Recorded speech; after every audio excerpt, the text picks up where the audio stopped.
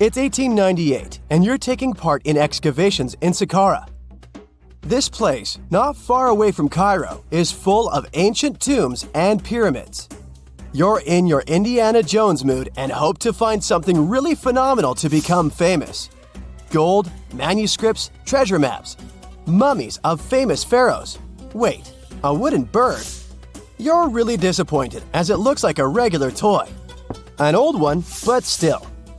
Little do you know that years later, someone would propose that your bird was actually an ancient monoplane. So the artifact, nicknamed the Sakara bird, is made of a sycamore tree. The birdie has a wingspan of just 7 inches and weighs around 40 grams. A perfect original souvenir from Egypt, I would say.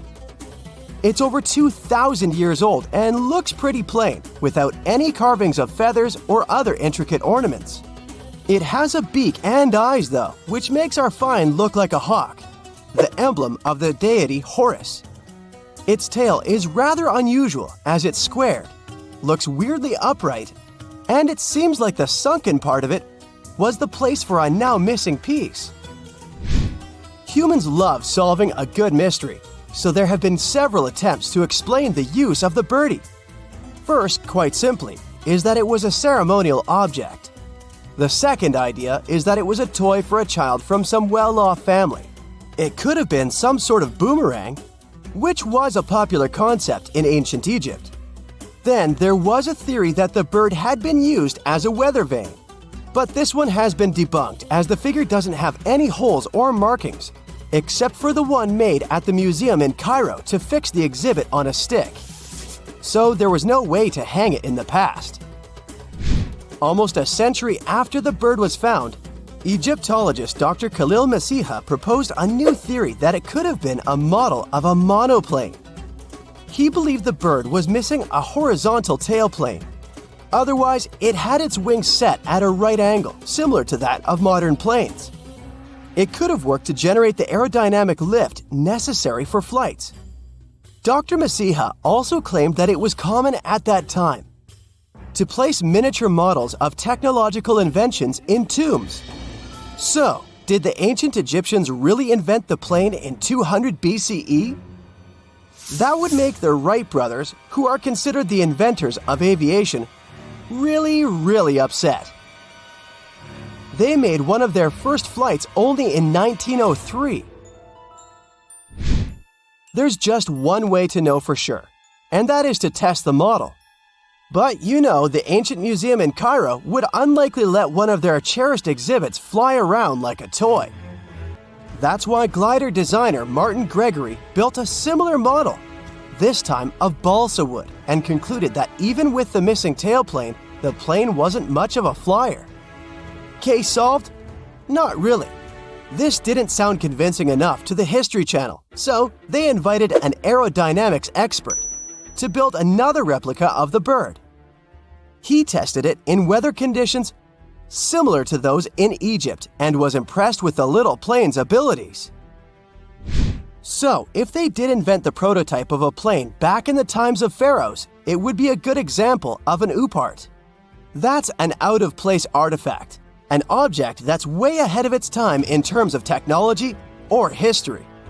And the Sakara bird isn't the only example of such a revolutionary concept. In 1901, a group of divers retrieved the Antikythera mechanism from an underwater shipwreck near the Greek island of Antikythera. It's been dubbed the world's first analog computer, and it's currently dated around 100 BCE. The bronze mechanism could tell the position of the sun, moon, planets, and stars, as well as the lunar phase, the dates of upcoming solar eclipses, and even the speed at which the moon moves through the sky.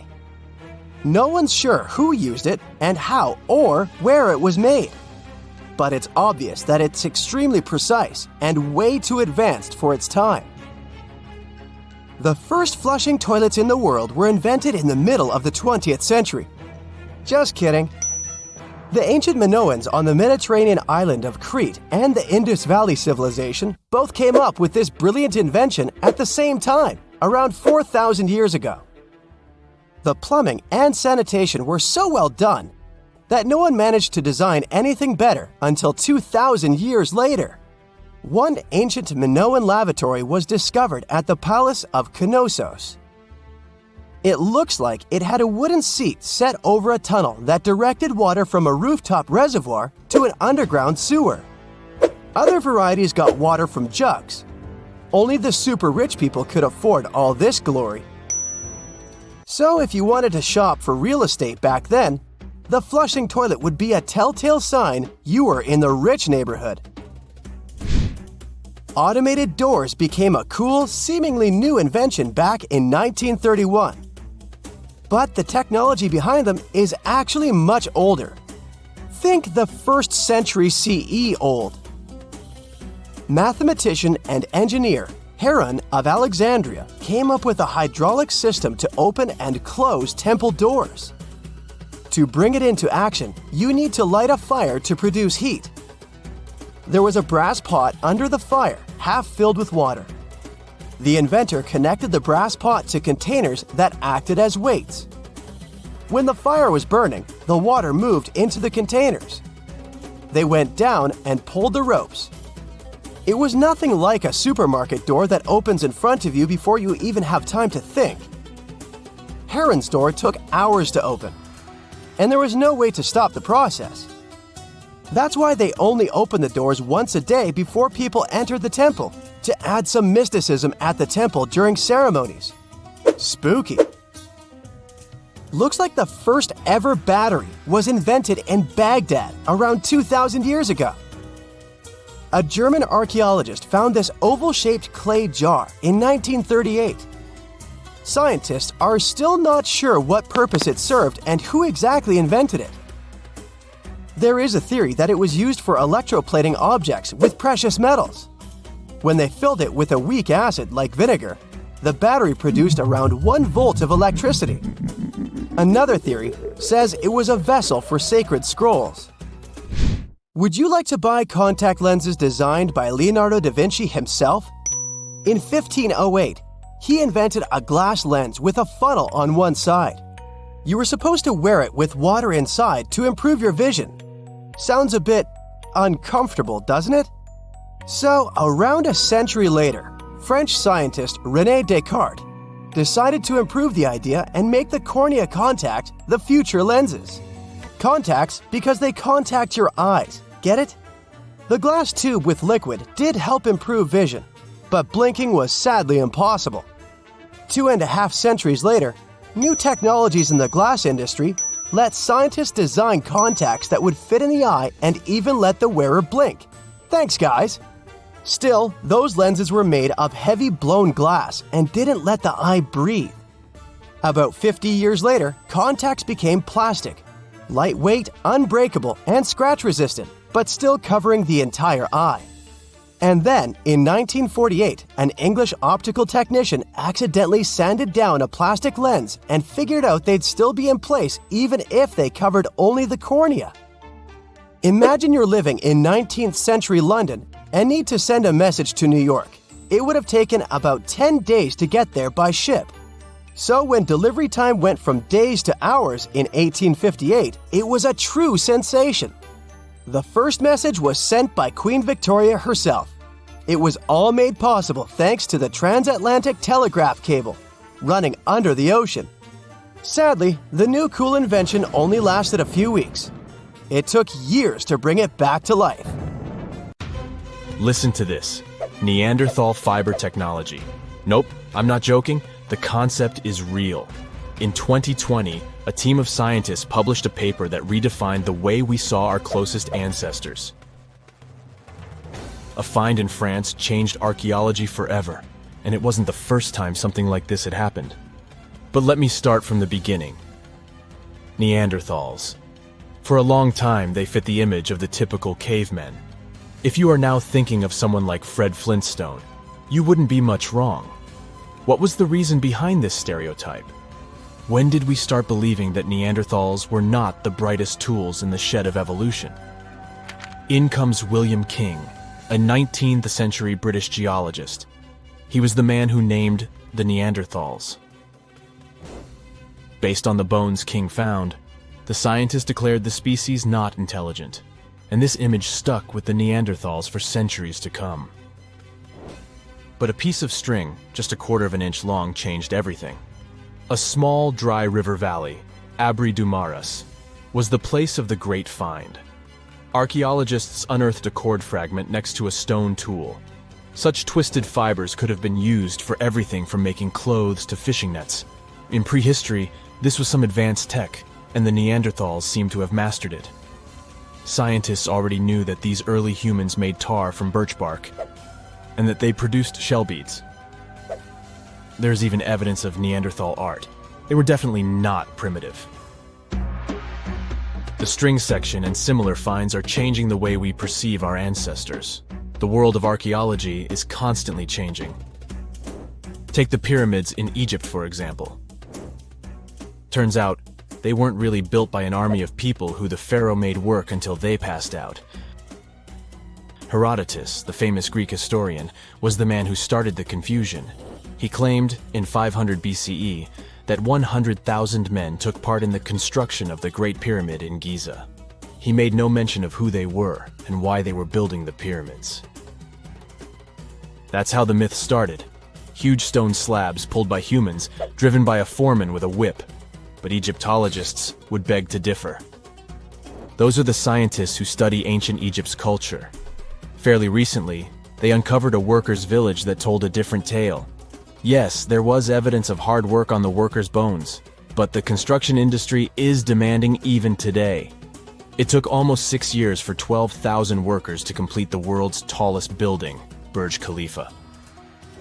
Back in Egypt, 3 times more workers finished the Great Pyramid in around 2 decades. An impressive feat of ancient engineering, wouldn't you agree? Superiors looked well after the Egyptians who built the pyramids. Their diet was rich in protein. They had medical care and they got paid properly. In fact, they lived better than the non-working population.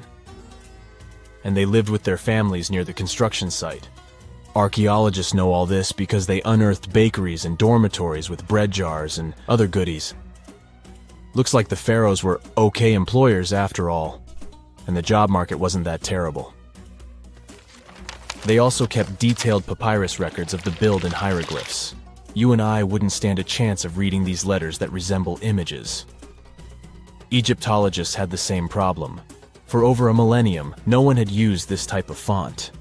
And it's not like there was an English ancient Egyptian dictionary you could open and find meanings of words. But all this changed in 1822. A couple of decades before, the French found a broken slab of black granite. The stone contained one text and 3 scripts: Ancient Greek, Egyptian hieroglyphs, and Demotic. The last one was also the Egyptian language, but in a simplified script. Scientists dated it back to 196 BCE. The content is a religious proclamation. A French philologist and Orientalist, Jean-François Champollion, was the first one to crack the code. You see, people haven't forgotten ancient Greek letters. The Frenchman successfully matched the Greek letters with the ones in the Egyptian script. And voila, we were finally able to read hieroglyphs. The name of the piece of granite that made it all possible was the Rosetta Stone. The importance of its discovery went beyond archaeology. The word Rosetta Stone even entered the English dictionary. It represents a discovery that helps people understand an enigma that has been puzzling them for a long time. There are similar games. A symbol is attached to a particular message. Then you have to decode the message by replacing the symbol with a corresponding letter. In a nutshell, this is what scientists did with the Rosetta Stone more than 2 centuries ago. Do you know what is the oldest deciphered language in Europe? It has an unattractive name, Linear B. The script belongs to the Mycenaean Greek language. It predates the ancient Greek alphabet by several centuries. You can easily guess which script it is descended from. Linear A. The people from Crete used Linear B more than 1,000 years ago. During the Late Bronze Age, the Greek civilization that used the script vanished. There was no one who could read Linear B, and more importantly, no one knew it existed in the first place. This was about to change during the first years of the 20th century. A British archaeologist by the name of Sir Arthur Evans excavated a vast palace complex at Knossos, Crete, Greece. This was the center of the Minoan culture that created the enigmatic script. The palace boasted some 1,300 rooms. They had colorful paintings of dolphins, griffins, and bulls. All of these captivated the archaeologist's imagination. But their biggest find was at first overlooked. Thousands of slabs of baked clay. The fire that brought down the palace helped preserve the tablets. It was impossible to read the slabs, though. They were written in an unknown language. The scientific community had to wait for another half a century before Michael Ventris cracked the code. He was an English architect and cryptographer. Ventris studied Greek and Latin. While attending the famous archaeologist's lecture, the young man decided to solve the puzzle of Linear B once and for all. He managed to do so in 1952. One of Ventris's most amazing discoveries was that the script was an archaic form of Greek. But cryptology still hasn't solved the code of Linear A. This writing system will remain a mystery until a motivated young person like Michael Ventris comes along. They wouldn't have to be a professional archaeologist. Basil Brown certainly wasn't. Yet in 1939 he discovered the richest early medieval tomb in Europe. This happened in Sutton Hoo in the southeast of England. This wasn't an ordinary tomb made out of stone. It was a full-size ship, 3 times as long as a London double-decker bus. And that's not all. Apart from its main purpose, the ship was full of riches.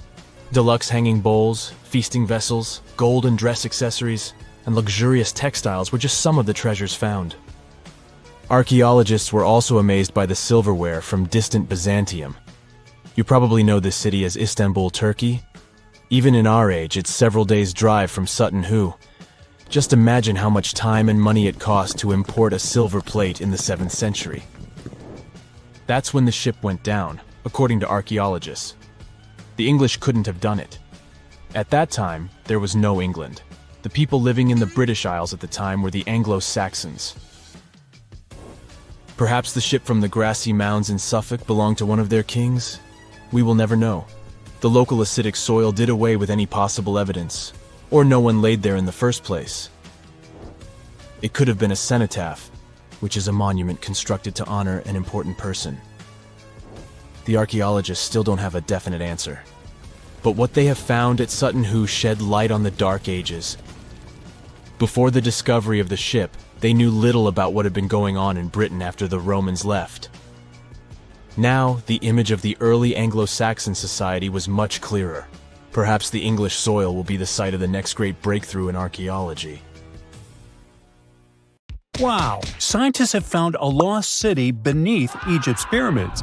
And it's incredibly large, bigger than the biggest target you can imagine. Underground chambers, passageways, and vertical structures. Scientists have no idea what purposes they serve. But let's start from the very beginning. Italian and Scottish scientists studying the Pyramid of Khafra discovered something that looked like secret tunnels under 3 pyramids. This find might change what we know about ancient Egypt. The expedition, called the Khafra Project, was led by Corrado Malunga from Pisa, Italy, and Filippo Biondi from the University of Strathclyde, Scotland. Their mission was to focus on exploring Khafra's pyramid, the second largest on the Giza Plateau. Scientists uncovered a massive structure beneath the Pyramid of Khafra. Could it be an ancient Egyptian underground city? The experts analyzed the data they had and came to the conclusion that 8 large vertical structures could be hiding beneath, possibly wells or shafts. They extend a staggering 6,500 feet across. Imagine placing 2.5 Burj Khalifas on the ground, one after another, and you get the sheer size of this find. These shafts also plunge nearly 2,000 feet underground. Some of the deepest underground stations in the world are located at a mere 380 feet underground or so. These cylindrical shafts are surrounded by spiral paths. Picture some old Gothic castle. They're connected to 2 giant, weirdly shaped chambers. Are those cubes? Or possibly bowls? Each of these chambers is likely more than 260 feet across. Now, even though we know about the structures now, no one has figured out their original purpose yet. Want to hear something even more shocking? Okay then, the team is almost sure that similar access points can be found under all three pyramids. In other words, all of them might be linked by a hidden system of underground tunnels, chambers, and passages. Even deeper, about 4,000 feet under the surface, there might be more unknown structures. And doesn't it add to the mystery? But the coolest news is that, according to some team members, these hidden structures near Giza pyramids could align with the legendary Halls of Amenti. In ancient Egyptian mythology, it's a place where people are believed to arrive when they're close to the end of their days. There, they are said to take a 3-day-long trial, facing their biggest fears. Now, how did scientists even discover these hidden spaces? To uncover them, researchers used 2 satellites positioned 420 miles above Earth. They sent radar signals to the Giza Plateau, and these signals generated detailed images, which were later compiled into a 3D model of the underground layout, including the newly detected shafts. Then, using synthetic aperture radar or SAR technology, which is a type of radar that can penetrate through stone, the team also spotted 5 small room-like structures hidden deep within the pyramid. One of these chambers contained a sarcophagus, which was once thought to be the tomb of Pharaoh Khafre. But now, scientists believe this was a mistake. The true burial site is likely to be elsewhere. In any case, these 5 hidden rooms were completely unknown before the scans.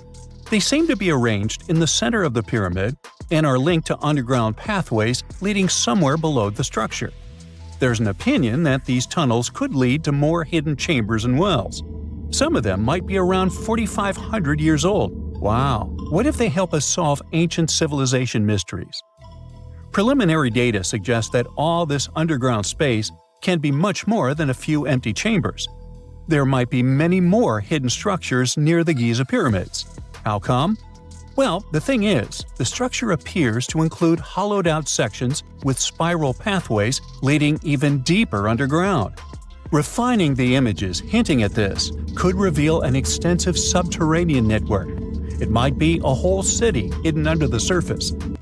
Now, despite the excitement surrounding these findings, there are also a lot of people who don't believe in the existence of the underground city. They're skeptical about the archaeological discovery in Egypt due to the lack of peer-reviewed verification. That's why several archaeologists and radar experts have challenged the validity of the claims. They've explained that the technology used to make the discovery may not be advanced enough to produce such detailed underground imagery. According to them, the 5 smaller chambers found near the surface could be natural formations, since the area had had sacred significance long before the construction of the pyramids. Some experts have even dismissed the use of radar methods in this context altogether. They call these methods scientifically unproven and question their accuracy. The discovery has also reignited discussions about ancient Egyptian myths and the possibility of hidden texts lying somewhere beneath the Giza pyramids. The layout of the newly detected underground chambers shares similarities with mythological accounts of the Hall of Records, a rumored chamber that could preserve early Egyptian wisdom. If confirmed, these findings could significantly reshape the understanding of Egypt's sacred topography. Plus, this lost city beneath Egypt's pyramid could become physical evidence of previously unknown underground structures. That's why the Khafre project is super eager to begin excavating to confirm their findings. But getting approval from Egyptian authorities is a challenging process. The discoveries still need to undergo peer review before they are accepted by the academic community. By the way, this recent archaeological discovery in Egypt comes on the heels of another discovery involving a weird structure beneath the Royal Giza Cemetery, which researchers believe is unnatural in origin. Archaeologists used remote sensing techniques and uncovered a mysterious L-shaped structure underground in the Western Cemetery of Giza. This area is known to house burials of royal family members and high-ranking officials. Many of the tombs in the cemetery have above-ground mastabas, rectangular stone or mud brick structures with flat roofs. But there is an area in the center of the cemetery where there are no above-ground structures. To investigate this unexplored region, the team used electrical resistive tomography and ground-penetrating radar. ERT works by sending electrical currents into the ground and measuring the resistance to detect remains. As for GPR, it sends radar into the ground and maps the structures based on the radar's return. The team found an anomaly about 6.5 feet beneath the surface. It appeared to be an L-shaped structure measuring at least 33 feet in length. The readings suggested that the structure had been backfilled with sand after its construction. This made the team hypothesize that it could be a mix of sand and gravel, or possibly an air void. This anomaly was classified as a highly resistive structure, which meant it didn't occur naturally. Motoyuki Sato, the study's lead author and professor at Tohoku University in Japan, claims that the structure is not a natural formation due to its sharp shape. Another weird thing about ancient Egyptian pyramids is that historians have long believed that they were built primarily for royals and high-status individuals who had the wealth and power to create such massive structures. However, new research from the archaeological site of Tombos in modern-day Sudan challenges this assumption. The thing is, Tombos' pyramid may have served as burial sites for low-status workers as well as elites. The hard-working members of ancient communities may have found their last resting place in some of the most visible monuments, including the pyramids. Located along the Nile River in the ancient region of Nubia, Tombos became part of Egypt after its conquest of the area around 1400 BCE. That's when Egypt established the site to strengthen its colonial control. Workers at Tombos built pyramids, but those were much more modest than the famous pyramids of Giza. The research team reanalyzed 110 human skeletons from Tombos, originally studied in 2012. In particular, they examined the entheses, the areas where tendons and ligaments attach to bones. Such an analysis can give us insights into the amount of physical labor a person performed. When someone does hard labor, their bones often develop distinct crests and ridges at these attachment points due to the stress on the tendons and ligaments. And while some skeletons showed little change in their entheses, suggesting they belonged to individuals from the upper classes, others showed more serious changes. It means they belong to lower-class workers. This finding can totally challenge our earlier understanding of pyramid burials, especially the idea that only elites were buried in the pyramids, because the pyramids themselves were designed for the elite. This recent research may prove that lower-class workers may have found their final resting place in these monumental structures too. This is not a dune set. This is a very real desert in Niger. Jado was probably built by the nomadic Sao people and is filled with ksars, which are fortified houses made of salt and clay, with giant walls and secret passages. Located deep in the desert, it was once a vital stop for trans-Saharan caravans, but is now a hotspot for smugglers and bandits. The site has been off-limits since 2002 due to its dangers. The origin of the ksars remain a mystery.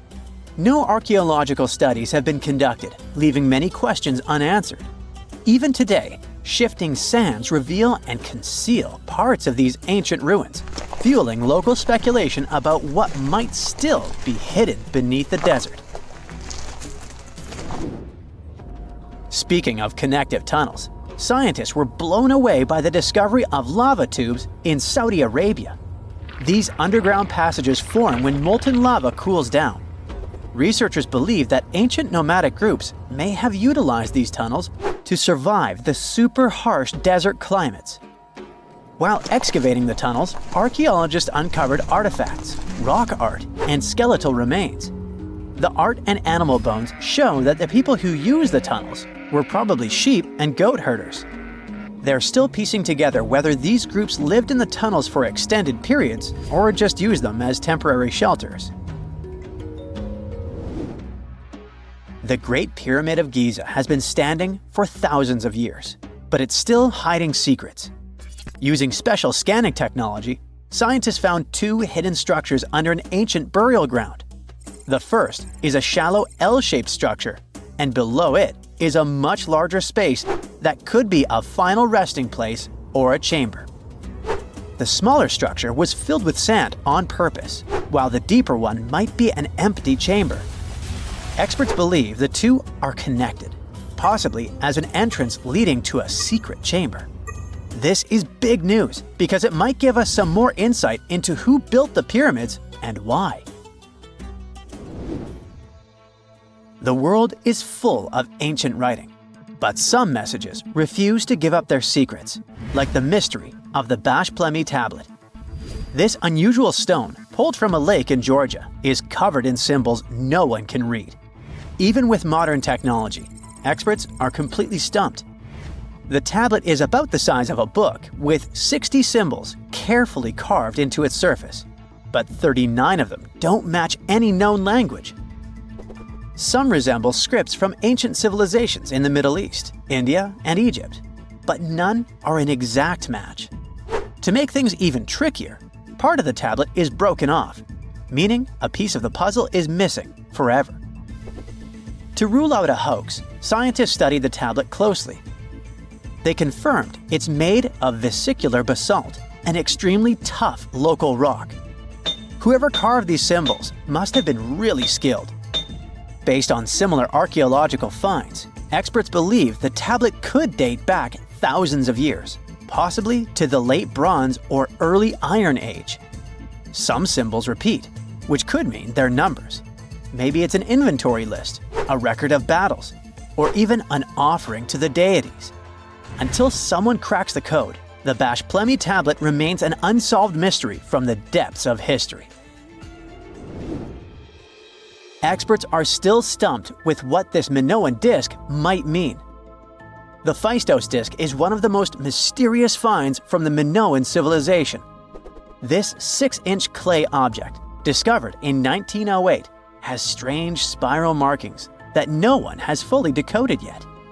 The disk has 241 symbols on both sides, showing everything from people and animals to tools and plants. Experts have come up with many theories about what the symbols mean. Some think it's an early form of Greek. Others suggest it's a prayer or a hymn. And some even believe it could be a letter from a king in Anatolia to a Greek ruler. Let's see who will be the first to figure this out. It's always a fun day at an archaeologist's office when they find something as big as a 2,000-year-old marble head. A French archaeologist mission went digging inside an old medieval house near Alexandria in Egypt and found a statue's head depicting an old, possibly ill man. This statue dates from the last Egyptian dynasty before it became part of the Roman Empire, and the site where it was found is associated with the likes of Cleopatra and Mark Antony. For archaeologists, even the smallest finds at this site means a lot. You've heard of Lucy, right? The Australopithecus that was an early ancestor for us humans. Well, scientists found some of her species' footprints somewhere in Tanzania. The so-called Laetoli footprints are over 3 million years old. The trail stretched 88 feet and has about 70 footprints, left behind when a bunch of early humans walked across some wet volcanic ash. What's cool is that these early humans were already walking on 2 feet, like us, not all hunched over like apes. The close spacing of the prints shows they probably had short legs and a shorter stride than we do today. In an ancient Egyptian temple, archaeologists uncovered a shrine unlike any other. A place dedicated to falcons and 2 mysterious deities. One deity had a falcon's head, while the other wore a crown with a sun disk and cow horns. But the most baffling discovery was an inscription that read, "It is improper to boil a head in here." At the heart of the shrine, there are 15 headless falcons carefully arranged on a pedestal, likely as offerings to the falcon-headed deity.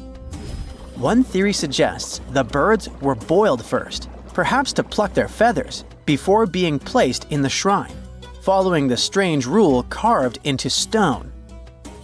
Archaeologists also found a 13-inch iron harpoon nearby. Its true purpose remains unknown, although the shrine also held remains of fish, mammals, and bird eggs, suggesting that the rituals may have included feasting. And speaking of ancient Egypt, Meet Hathor.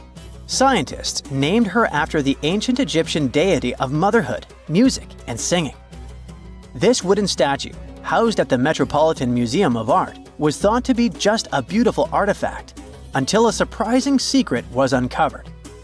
Using an X-ray machine, experts found a mechanical operating system inside it, with pulleys and axles connecting her shoulder to her left leg. When activated, the system made her hand raise and lower, an engineering marvel from over 3,000 years ago. The statue was created during Egypt's Middle Kingdom, around 1800 BCE, and is often compared to 19th century automata due to its advanced design. It's believed the statue was used in religious ceremonies, symbolizing Hathor's role in dance and music. An unexpected discovery happened in northern Kuwait, where a Kuwaiti-Polish team uncovered a mysterious 7,500-year-old statue. The statue features an elongated skull, no mouth, narrow eyes, and a flattened nose. This feature is thought to be an Ophidian figurine, named after the Greek word for snake, and it was likely made by the Ubaid culture, a civilization known for their pottery skills. While no one knows exactly what role this weird statue played, it might have been linked to rituals or symbolic practices. Some scientists think these figurines, found in homes or final resting places, were tied to important cultural beliefs. We couldn't mention unresolved mysteries of this world without speaking about these elongated skulls. In the deserts of Peru, researchers uncovered 5 ancient skeletons, 2 with unnaturally elongated skulls. While head shaping was common in many cultures, these skulls defy explanation. Local legends tell tales of the so-called gentiles, a mysterious race banished underground by the powerful deities. Some say this is what the skulls represent. Others think this is some type of genetic anomaly, which was confirmed after finding an infant skull, too large to be artificially shaped. What is a boat doing in the middle of a desert? You would expect to find a seagoing vessel closer to shore. This is the question archaeologists had been asking for decades. In 1988, there was a storm near one of the most important archaeological sites in ancient Egypt. A wooden structure emerged from the sand. It was hollowed out by termites.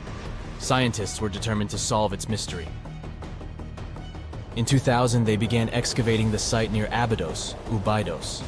An American team of experts soon discovered a boat that was 70 feet long, and it wasn't alone.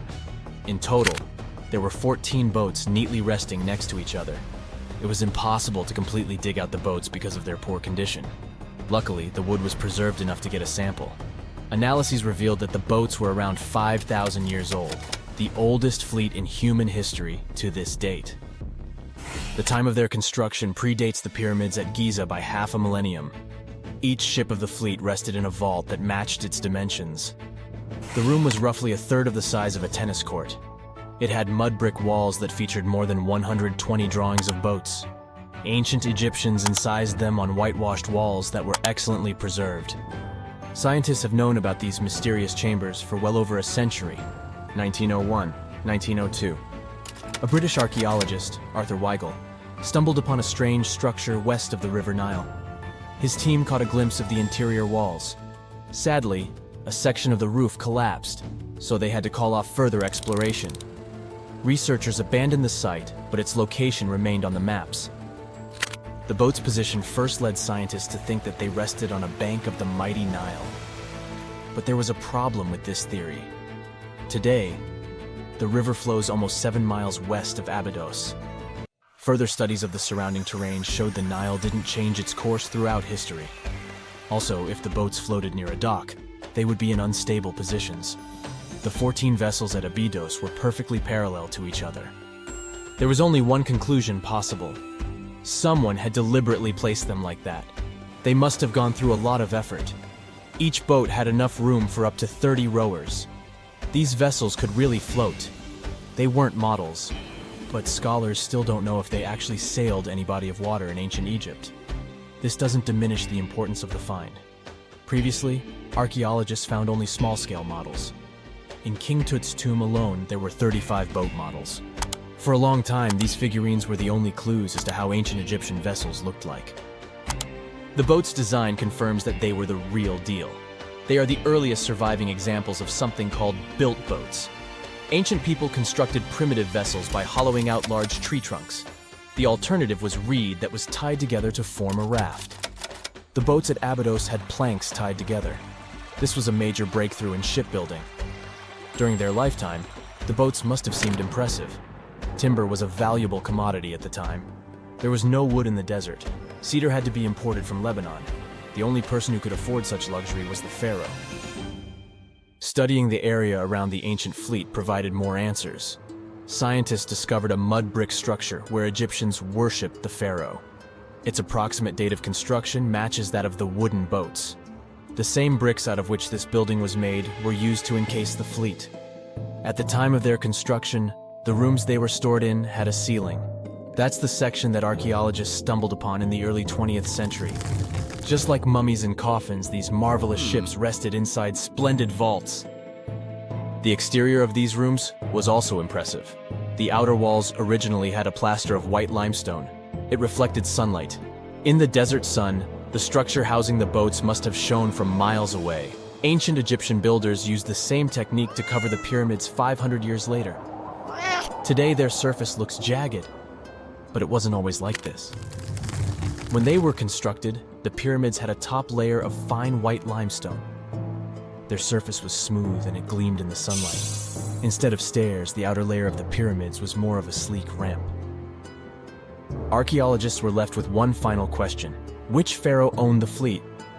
The answer lay just a mile from the site. This is where the tomb of a pharaoh from the 5th dynasty rested, King Senwosret III. Its time and style of construction matched the ones of the chambers with boats. The very end of his rule might explain how the boats ended up in the middle of the desert. The pharaoh probably passed away in northern Egypt. Then his body was transported down the Nile to Abydos in a marvelous procession of decorated boats.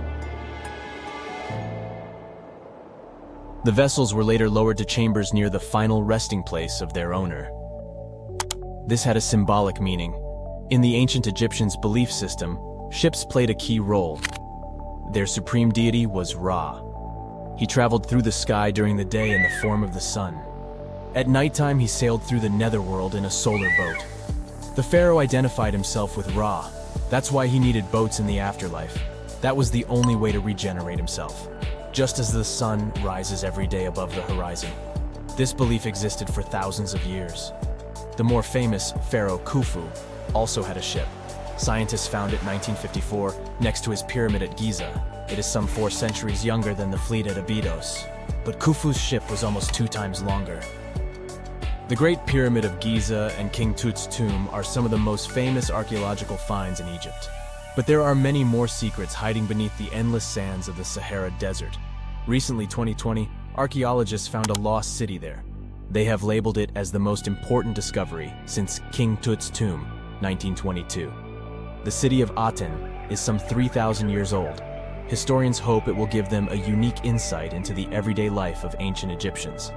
The famous archaeologist and Egyptologist Zahi Hawass proclaimed the site a lost golden city. Aten sits some 300 miles south of Egypt's capital, Cairo. It is close to the famous Valley of the Kings. Archaeologists first found sections of mud brick walls that spread out in all directions. They discovered complete rooms with tools of everyday life inside. The research team unearthed a bakery, a residential neighborhood, and an administrative district. They all date back to the time when the Egyptian civilization was the wealthiest in its long history. They were also the first to make objects from iron. In 1911, scientists found a set of iron beads near a village in Lower Egypt, El Girza. These are the earliest known iron artifacts. The discovery is literally out of this world. Ancient people made them by beating into shape a piece of a meteorite. The 9 beads were once part of an ornate necklace. They are now blackened and corroded, which is perfectly normal for a piece of jewelry that is over 5,000 years old. They consist of an iron-nickel alloy. Researchers were impressed by the skill of ancient jewelers who processed the beads. Their craftsmanship is more impressive when you think that they didn't know the stellar origins of the material. The Great Pyramid of Giza also has a remarkable feature. An international research group investigated the electromagnetic response of the structure to radio waves. They found that the pyramid has the ability to concentrate electromagnetic energy inside it. This occurred inside its chambers as well as under the pyramid's base. It contains an underground, unfinished chamber. It seems that the electromagnetic response is connected with the properties of limestone, the Great Pyramid's main building material. The research results might have a practical application. The way solar cells and nanosensors function could be improved by this remarkable find. If someone finally invents time travel and you hop on a trip to the past, you won't recognize many of the things you know and love today. The Statue of Liberty and the Egyptian pyramids, some basic gadgets like the remote control and your laptop, and even the corn you have for lunch have all changed beyond recognition. When the pyramids were originally built in ancient Egypt and Giza and other places, they didn't look sandy brown at all. All of them were covered with white limestone. If you had seen them under the hot African sun, you'd have to look away. That's how smooth and shiny they were. Builders used around 6 million tons of this material for the Great Pyramid of Giza alone. It's the largest one you can still see on your trip to Egypt. The local rules were quite a thrifty crowd, and they reused some of the casing stones for other construction projects. A massive earthquake in the 14th century has also loosened some of the stones, so you won't see a lot of limestone, but some of it is still there, on top of the Pyramid of Khafre in Giza. It looks like it has a second peak on top of the first. In ancient times, all pyramids used to have capstones called pyramidions, covered in a mix of gold and silver. Most of them have been lost over the centuries, but you can still see a few of them at museums. They show images of Egyptian deities. The pyramids were probably modeled after a sacred pointed stone, the benben. It represented the rays of the sun. Now, lifting heavy rocks wasn't so simple without the tech we have today. I guess you'll agree with me if you helped your friends move at least once, and they made you carry the couch. But those smart Egyptians of the past thought of that and chose the pyramid shape. It lets the weight distribute evenly throughout the whole thing. The Statue of Liberty has also had a major makeover since it was first unveiled in 1886. Believe it or not, it used to be a shiny brown color, just like a penny. 20 years later, it changed its color to green. It wasn't a fashion statement, but a chemical reaction. The statue is covered with hundreds of thin copper sheets. When copper reacts with air, it naturally forms a protective layer called verdigris. This layer protects what's under it from corrosion, and that's why statues and other things made of copper, brass, and bronze can last so long. When Lady Liberty first turned green, people in authority decided it would be a good idea to paint it all over. It was way before social media, so you couldn't just drop an angry comment under the post describing the idea. But they wrote about it in the local newspapers, and the public didn't love the idea. Then the Times interviewed a copper and bronze manufacturer, and he confirmed they shouldn't repaint it, because removing the protective layer would mean destroying the statue. Over the years, people have suggested painting Lady Liberty several times, but no one has ever done it. I don't know about you, but I can't imagine that lady in any other color, so I guess it's for the better. You love bananas as much as I do? Next time you enjoy a juicy soft one, remember you gotta thank selective breeding for that texture. The original wild bananas had many large, hard seeds and not so much delicious pulp. And hey, who doesn't like a sugary watermelon? It has a history of over 5,000 years, and it used to have bitter, yellowish white flesh and was really tricky to open. Selective breeding saved the day again, and watermelons got way sweeter. Japanese scientists went further and invented the seedless version. Corn's grandmother is a Mexican grass called teosinte. The kernels in this grass were small and hard to get. Farmers from many thousands of years ago saved the seeds only of those plants that were larger or tastier, or with kernels that were easier to grind. Thanks, my friends, for giving us the corn that's edible and even delicious. And just imagine, wild avocados were so small that they could easily fit in the palm of your hand. The pit in them was so large you wouldn't find much edible material inside. They also had a much harder shell than the ones we're used to. You probably wouldn't get a lot of work done without your beloved computer today, but I can't tell you exactly whom to thank for this invention. The ABC from 1942 is one of the contendants for the title of the first computer. It's short for the Atanasoff Berry computer, named after its inventors at Iowa State University. The ABC weighed over 700 pounds. Yep, yours must be way lighter than that.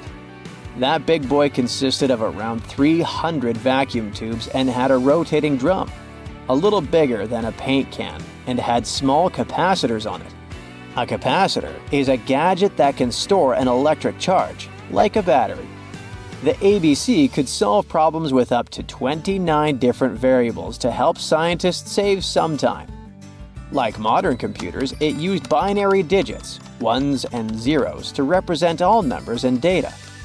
Because of that, it was possible to do the calculations electronically. And now, my favorite part, the ABC finished one operation about every 15 seconds. Just for you to compare, it's millions of operations per second now. Unlike the tech we use today, the ABC did not have a changeable stored program, so the program could only do a single task at a time. An operator had to write down the intermediate answer and then dial that back into the computer. Sounds like another reason to be happy we live in the 21st century. That remote control you use for all sorts of appliances has gone a long way too. Nikola Tesla, who gave us alternating current, designed one of the first wireless remote controls back in 1898. He named his invention teleautomation and demonstrated it on a miniature boat controlled by radio waves. The boat had a little metal antenna attached to it. Tesla sent signals to the boat using a box with a lever and a telegraph key, which was his version of a remote control. Those signals set electrical contacts on the boat into motion and moved the rudder and the propeller, and Tesla was controlling the boat. The concept of the remote control soon spread to other gadgets. The first television remote control followed in 1950. It was designed by the Zenith Radio Corporation, called LazyBone. Don't take it personally, please. This LazyBone had a massive cable that was attached to the TV set, and those who tried it didn't fall in love with the invention because they tripped over that cord. I feel your pain, my friends. If you live or work on one of the top floors, you gotta love this one. Meet the first passenger elevator. It traveled at the speed of 40 feet per minute. Not the fastest, I know, compared to today's record, which is 40 feet per second. But hey, it was built back in 1857 in New York and was more of a tourist attraction than a necessity. The elevator had a steam engine hidden in the basement of a 5-story building. 3 years later, they shut it down because the public didn't appreciate it. Otis Tufts filed the first patent for a vertical railway around the same time. His invention included an actual car with a bench inside for people to sit on. Sounds like a great spot to hang out with friends to me. What do you say? Then they started adding elevators to luxurious hotels around the world. They were entire rooms with a rich design, upholstered seats and mirrors on the walls, and sometimes even a small chandelier. There was an obligatory operator who'd close the door and the car would start its super slow ascent. It was still more about style than about speed, so I guess I'd choose the stairs. You have heard about Nikola Tesla. You have definitely heard about the Great Pyramids in Egypt. But what if I told you that Tesla may have probably uncovered the ancient mysteries surrounding the pyramids? Wait, what? Is this a crossover episode? Nope. It's highly probable that the secrets of the pyramids are hidden in plain sight. But first, let's recap what we know about the pyramids. What's so mysterious about them? I mean, they are just old quirky buildings, aren't they? One of the biggest questions is how they were built. Some people think that the pyramids were created by people using only their hands and muscles. But others think that there might have been some kind of crazy energy source that we don't know about yet. Like, what if aliens helped out or something? Just kidding. But this idea of some unknown energy source being used to build the pyramids has been around for ages. Even in old texts, like the pyramid texts, it talks about how the gods gave us something to build a great power. So maybe there was something really powerful and mysterious going on back then? Who knows? Back in the early 1900s, he got obsessed with the Great Pyramids of Egypt. He read numerous books about these ancient structures and was blown away by how much energy they seemed to have. At that time, not many people knew much about electricity, and Tesla started to wonder if there was some kind of advanced tech hidden in the pyramids. He had an idea that the power of the pyramids had to do with electromagnetism, and he put a lot of time and effort into trying to figure out the mystery. Tesla had some pretty unusual theories about the Great Pyramids. He thought that they could actually store and move electricity, which could then be used to power up the areas around them. He also had this theory that the pyramids were built using some kind of crystal energy. He believed that the chambers inside the pyramids could have these super powerful crystals that could control the electromagnetic fields. But that's not all. Tesla also had this idea that the materials used to make the pyramids had properties that allowed them to trap energy from the sun and the moon. And not just a little bit of energy. He thought that the pyramid could actually create this massive energy field that could light up whole cities or even brighten up dark places. He thought that the pyramids could be used as giant power plants to generate electricity and run machines. Tesla even believed that the pyramids were somehow linked to cosmic energy, which could be used for spiritual enlightenment and healing. How very new age of him. Anyway, Tesla wasn't just pulling these ideas out of thin air.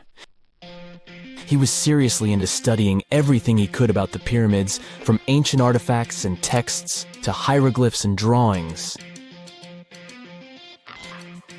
And he came up with this idea that the pyramids were designed to be energy amplifiers, and some kind of unknown energy source was used during their construction. Some people thought Tesla was eccentric for coming up with these theories, but his ideas have actually had a huge impact on the way we think about the pyramids today. Researchers and scholars have been digging into his theories for years and using them to uncover some of the biggest mysteries surrounding these ancient structures. For example, recently scientists have used theoretical physics to investigate how the Great Pyramid of Egypt would react to certain radio waves. They found out that if the radio waves were a certain length, the pyramid could concentrate the energy inside its rooms and focus it under its base. The scientists did lots of calculations to figure this out. They first thought about what radio wavelengths would work best. Then they made a model of how the pyramid would react to the waves. They figured out how much of the energy from the waves would get absorbed or spread out. Lastly, they checked how the energy would move around inside the pyramid when the waves hit it. To help explain all of this, the scientists used something called multipole analysis. This is when you take a complicated object and break it down into simpler parts. Then you can see how each part interacts with the energy that's coming in. It's like taking apart a puzzle to see how each piece fits together. The researchers are interested in how all of this can be used in the future. They want to make really tiny particles that can do the same thing as the pyramid, but with light. By changing the size, shape, and the material of these particles, they can control how the light moves around them. This can be really useful for things like making tiny sensors or super efficient solar cells. The scientists had to make some guesses when they were doing their research. They assumed that there weren't any hidden spaces inside the pyramid, and that the material used to build it was all the same. But even with these guesses, they still made some pretty impressive discoveries. But the pyramid study is not the only proof that Tesla was ahead of his time. There are more Tesla's projects that seemed unrealistic at the time, but that scientists and enthusiasts reevaluate and try to implement today. Let's talk about Tesla's most ambitious project, the Wardenclyffe Transmission Tower.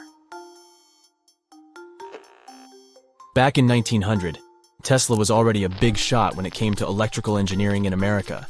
People were blown away by his amazing inventions and the fact that he managed to outdo Thomas Edison in the battle of currents. However, Tesla wasn't content to rest on his laurels. He decided to embark on his most ambitious project yet, the transmission tower at Wardenclyffe.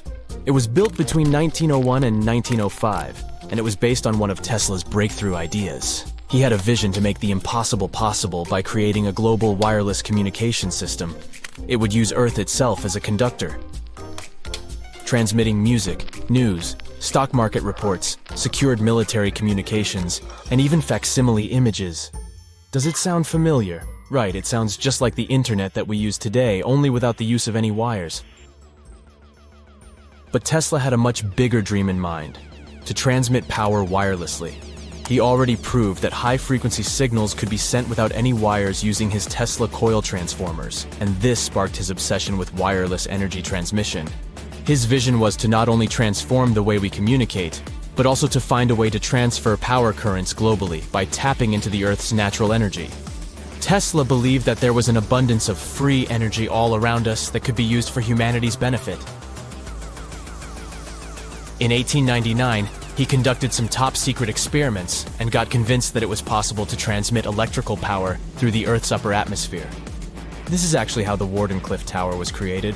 It was supposed to be the prototype station for a network of towers all over the globe that would provide the whole world with wireless energy. Unfortunately, Tesla didn't have the resources or the patience of his investors to bring this project to fruition. It ran into all sorts of financial problems and roadblocks, and in 1917, the unfinished tower was finally torn down for scrap metal to pay off Tesla's mounting debts. Now it remains a sad reminder that even the greatest minds can sometimes fall short of their dreams. The original red brick laboratory, however, is still there, and it is the only Tesla lab that has survived. Fun fact, in 2017, a film crew made a crazy discovery. They used ground-penetrating radar to explore the area around Wardenclyffe, and they found a whole series of tunnels stretching for hundreds of feet underneath the site.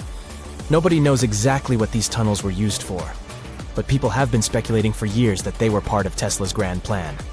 Wardenclyffe, of course, is a major landmark for Tesla enthusiasts from all over the world. Who knows? Maybe someone will finally crack the mystery of the tunnels one day. But even if they don't, the legacy of Tesla and his amazing ideas lives on. Whenever you hear about ancient ruins, you almost never picture them being suspended somewhere, or just randomly hanging on the branch of a tree, right? In fact, for most of the ancient artifacts we have exposed in museums all over the world, archaeologists did quite an impressive amount of digging.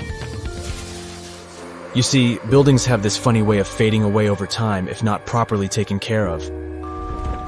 Sometimes we need to reuse some building materials, so an older construction may be sacrificed in the process. Other times houses are abandoned, and once they are exposed to the elements on the surface, like rain or sunlight, they don't really stand a chance. Some just simply crumble away due to good old erosion. So the only way a piece of architecture can survive the test of time is if it's somehow gotten buried deep down. Now, how did they end up buried in the first place? Well, it's quite the comedy of errors. Ancient cities had a habit of gradually raising their ground level like a kid adding toppings to their ice cream sundae. You see, these settlements were always busy collecting food and building materials to keep up with their ever-growing population. But hey, who has time to deal with waste and rubbish? It wasn't exactly high on their to-do list back in the day. So when it came to building new houses, ancient civilizations found it much easier to save their sweat and tears by piling up the rubble and constructing right on top. But that's not all. Rivers would also occasionally flood and deposit a layer of sediment on the city floors, further encapsulating those ancient constructions. And in those dry regions like the desert, where the wind likes to show off its sand and dust dance moves, you can bet it was a constant struggle to keep the establishments clean. One hilarious example is the Sphinx, which had its head buried in sand until a group of archaeologists unearthed it in 1817. Some ancient towns eventually got covered up because they were completely abandoned. With less human activity to control their expansion, plant seeds couldn't resist the opportunity and sprouted all over the place. They gobbled up carbon dioxide from the air and grew, adding more and more bulk to the ground. Those cheeky roots even decided to stabilize the soil made from decaying plant matter, creating layers upon layers of earthy goodness. It's like the ultimate DIY project Mother Nature embarked on, with plants as her loyal helpers. The act of digging into the secrets of ancient civilizations is not just about unearthing a lost world. It's also an epic quest to reveal the hidden treasures beneath layers of history. But how do archaeologists know where to dig in the first place? If everything is covered in layers upon layers of sediments, debris, and plant roots, they must have some sort of system they rely on before embarking on a new project, right? For starters, they're not always the ones suggesting an archaeological dig in a certain location. Let me explain. Let's say you're a contractor and you want to build a new fancy apartment complex in your city. Some local legislations have certain requirements before your project can start, though. For instance, before anyone starts building on a piece of land, they might need to bring in specialists to check the soil. These clever folks can be archaeologists, geologists, or paleontologists, and they need to keep an eye on things during development. If any artifacts or ecofacts, fancy word for organic remnants, are discovered, these experts swoop in to excavate and study them. But what about sites that have nothing to do with bulldozers and yellow hats? Archaeologists have more than one trick up their sleeves when it comes to locating ancient hotspots. They dive deep into historic records with a healthy dose of detective work. By sniffing out old documents and maps, they can piece together the puzzle of human activity in a specific area. If a site has been visited before, it's even better. Finding records of past excavations or historical accounts can give archaeologists lots of information on where to continue their treasure hunt. Before archaeologists start swinging their shovels, they engage in a bit of a visual scan mission. Armed with a grid system, they'll stroll around the site, keeping their eyes peeled for any artifacts that might be hiding just beneath the Earth's upper layer. From groundstone tools to historic glass and even ancient garbage dumps, yes, they're also valuable. These keen-eyed explorers can spot signs of human activity faster than most people. If they stumble upon midden soil, fancy term for a garbage dump, they know for sure that humans once called this place home. Archaeologists don't just rely on their trusty shovels, though. They have an arsenal of gadgets to aid in their search for hidden wonders. Geophysical tools are like their secret weapons. Take the resistivity meter, for example. This clever contraption measures the electrical component of the soil and any buried features or artifacts. A buried wall, for instance, will create a different resistivity reading than the surrounding soil. Magnetometers and ground-penetrating radar work in similar ways, showcasing potential hints of ancient treasures in the soil. And who could forget our trusty old friend, the GPS? It helps archaeologists map out precise locations, like a high-tech treasure map, leading them straight to their pot of gold. Care to virtually visit some of the most important archaeological sites in the world? Well, follow me. In the United Kingdom, for instance, you'll find this interesting place called Stonehenge. It's one of many henges scattered around, but this one really takes the cake. Picture this: massive ancient stones standing tall and proud, arranged in a funky outer ring and an inner horseshoe, with some smaller stones thrown in for good measure. And guess what? These amazing stones have been around for over 5,000 years. Talk about a serious case of rock-solid longevity. Now, here's where it gets interesting. According to local folklore, the legendary wizard Merlin whipped out his magic wand and poof! He teleported these massive stones all the way from Ireland. Apparently, some giants had assembled them there, but Merlin decided they would look much better at their new location. Others think it's just the ruined remains of an old Roman spiritual edifice. These amazing structures were built by our Bronze Age ancestors. With their simple tools and limited tech, they managed to create this monumental masterpiece. Impressive, right? Unfortunately, there's still so much we don't know about this area. Stonehenge's initial purpose remains a mystery to this day.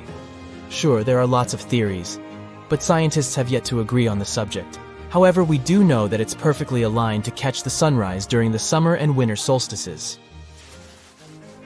The ancient city of Pompeii is an equally amazing archaeological site. Picture this: Mount Vesuvius, a notorious troublemaker, decided to throw a volcanic tantrum and completely covered this ancient Roman city. It turned it into a time capsule, located outside present-day Naples in Italy. Fast forward to the year 1748, when a bunch of adventurous explorers stumbled upon Pompeii. Lo and behold, they discovered a treasure trove of well-preserved goodies. Streets, houses, food. Probably a bit stale by then. Blingy jewelry, fancy sculptures, colorful frescoes, everyday household items, and even animal and human remains. It was like an epic archaeological party. From the looks of it, Pompeii had it all. Fancy houses and villas, a massive 20,000-seat arena, cute little artisan shops, hangouts like taverns. And let's not forget the saucy spots like those luxurious bathhouses for some intense pampering. There's also the sanctuary of Apollo, where people used to gather for their daily dose of worship. And of course, the bustling heart of the city, the Forum of Pompeii, where all the cool people used to hang out. And guess what? Pompeii is so cool that it made it to UNESCO's World Heritage List back in 1997. That's like the ultimate Hall of Fame for historical awesomeness. It also includes many other famous buildings and sites, like the Taj Mahal in India and the Acropolis of Athens in Greece. For more than 3,000 years, the gold mask of Pharaoh Tutankhamun stayed hidden in the Valley of the Kings. This artifact, which stands about 21 inches tall, shows how skilled and artistic the ancient Egyptians were. But nobody expected that X-rays would reveal its biggest secret. King Tut was the last ruler of his family during the 18th dynasty. He took the throne at just 9 years old, but ruled for only 10 years before he passed away unexpectedly. If we're being honest, back in ancient Egypt, he was mostly forgotten by the rulers who came after him. His tomb wasn't a big deal for them, so much so that even the grave robbers forgot about him.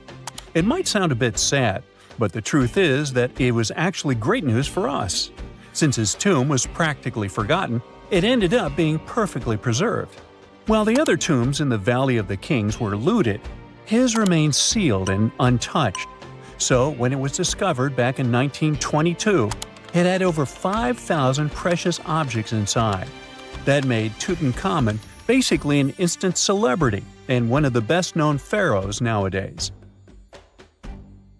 Among the treasures was the most stunning piece, his golden mask. This mask is said to be an exact image of the king's face, or at least it was supposed to be, but we'll get to that later. The purpose of this accurate representation of his face was to make sure that his soul would recognize him in the afterlife and return to his mummified body. In ancient Egyptian beliefs, this would allow him to continue living in the afterlife. The details of the mask clearly looked incredibly difficult to create, but people didn't realize how complex it truly was until many years later. The first X-rays of the mask were taken in 1967. Back then, the main reason for these scans was practical – conservation. The mask was heading to Paris for an exhibition, and it was the first time it had ever left Paris. This would help them keep track of any changes during the exhibit. Plus, the images could give clues about how the mask was made, but back then, they probably didn't fully realize just how complex its construction was. I mean, Egyptian goldsmiths didn't use modern soldering techniques. So, how did they make this mask? New X-rays taken in 2007 gave us some answers. It turned out the Egyptians didn't use pure gold, which is 24 carats. The mask was actually made of 23-karat gold, meaning it was mixed with another material. So, specialists discovered that the gold sheets contained a small amount of copper, a reddish-brown metal. This was likely done to make the material more flexible and easier to shape. They would then shape the gold sheets by heating and hammering them over and over again. But there was one more secret inside the mask that wasn't discovered until 2015. The year before, the staff at Cairo's Egyptian Museum were working on the mask display when the long beard of the mask accidentally got knocked off. Another theory is that the beard had become loose over time and just fell off. Either way, the fact that King Tut's beard came off caused a lot of stress. After all, we're talking about one of Cairo's biggest tourist attractions, so the experts had to fix the problem quickly. The restoration process started with a detailed recording of the mask's condition. To do this, they had to take a full three-dimensional scan of the artifact, and, by accident, they found something very interesting in the mask. Inside the royal beard, there is a gold tube. an intriguing structure that the Egyptians likely used to attach the beard to the rest of the mask. And that proved, once again, that the process of making this mask was even more complex than experts thought. But the mysteries don't stop there. Remember how we mentioned that the mask was thought to perfectly represent King Tutankhamun's face? Well, that might not be entirely true. Some popular theories suggest the mask was never meant for him and was actually made for someone else. A study published in 2015 suggested the mask was originally made for a female pharaoh, his supposed stepmother, the famous and beautiful Egyptian queen Nefertiti. The biggest clue comes from an inscription on the mask. At first glance, it seemed to belong to Tutankhamun, but after a close examination, researchers noted that something else was actually written underneath King Tut's name. The royal name stamp seems to have been altered, and originally it had something written on it that translates to Queen Nefertiti. There is another feature of King Tut's golden mask that was overlooked for years, which adds even more mystery. As we mentioned earlier, experts believe he wasn't respected much by the pharaohs who came after him. And one of the clues that made archaeologists think this is the pierced ears on the mask. Some researchers believe that King Tutankhamun wouldn't have worn earrings after he was a kid. So, according to their theory, by the time he passed away at 18, he shouldn't have been represented with pierced ears. This could also support the idea that the mask originally belonged to Nefertiti, or maybe to someone who wasn't even connected to King Tut. But the mask isn't the only source of mystery. In fact, his whole tomb is full of puzzles. Recently, historians found a sign that the place where King Tut was supposed to be buried was changed at the last minute. For years, experts wonder why a pharaoh who ruled for 9 years ended up in such a simple tomb. When compared to the grandeur of other pharaohs' tombs, his tomb seemed, well, a bit plain. The idea that a king like Tutankhamun would have such an unremarkable resting place just doesn't match up with the power and importance he must have had in ancient Egypt. So, what happened?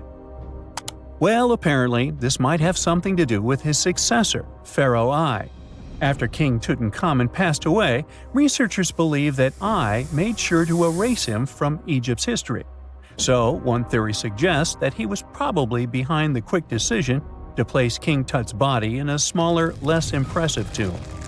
When experts looked at I's own tomb, they found something interesting. There is a large wall covered in painted baboons. This is the same type of artwork found in Tutankhamun's tomb.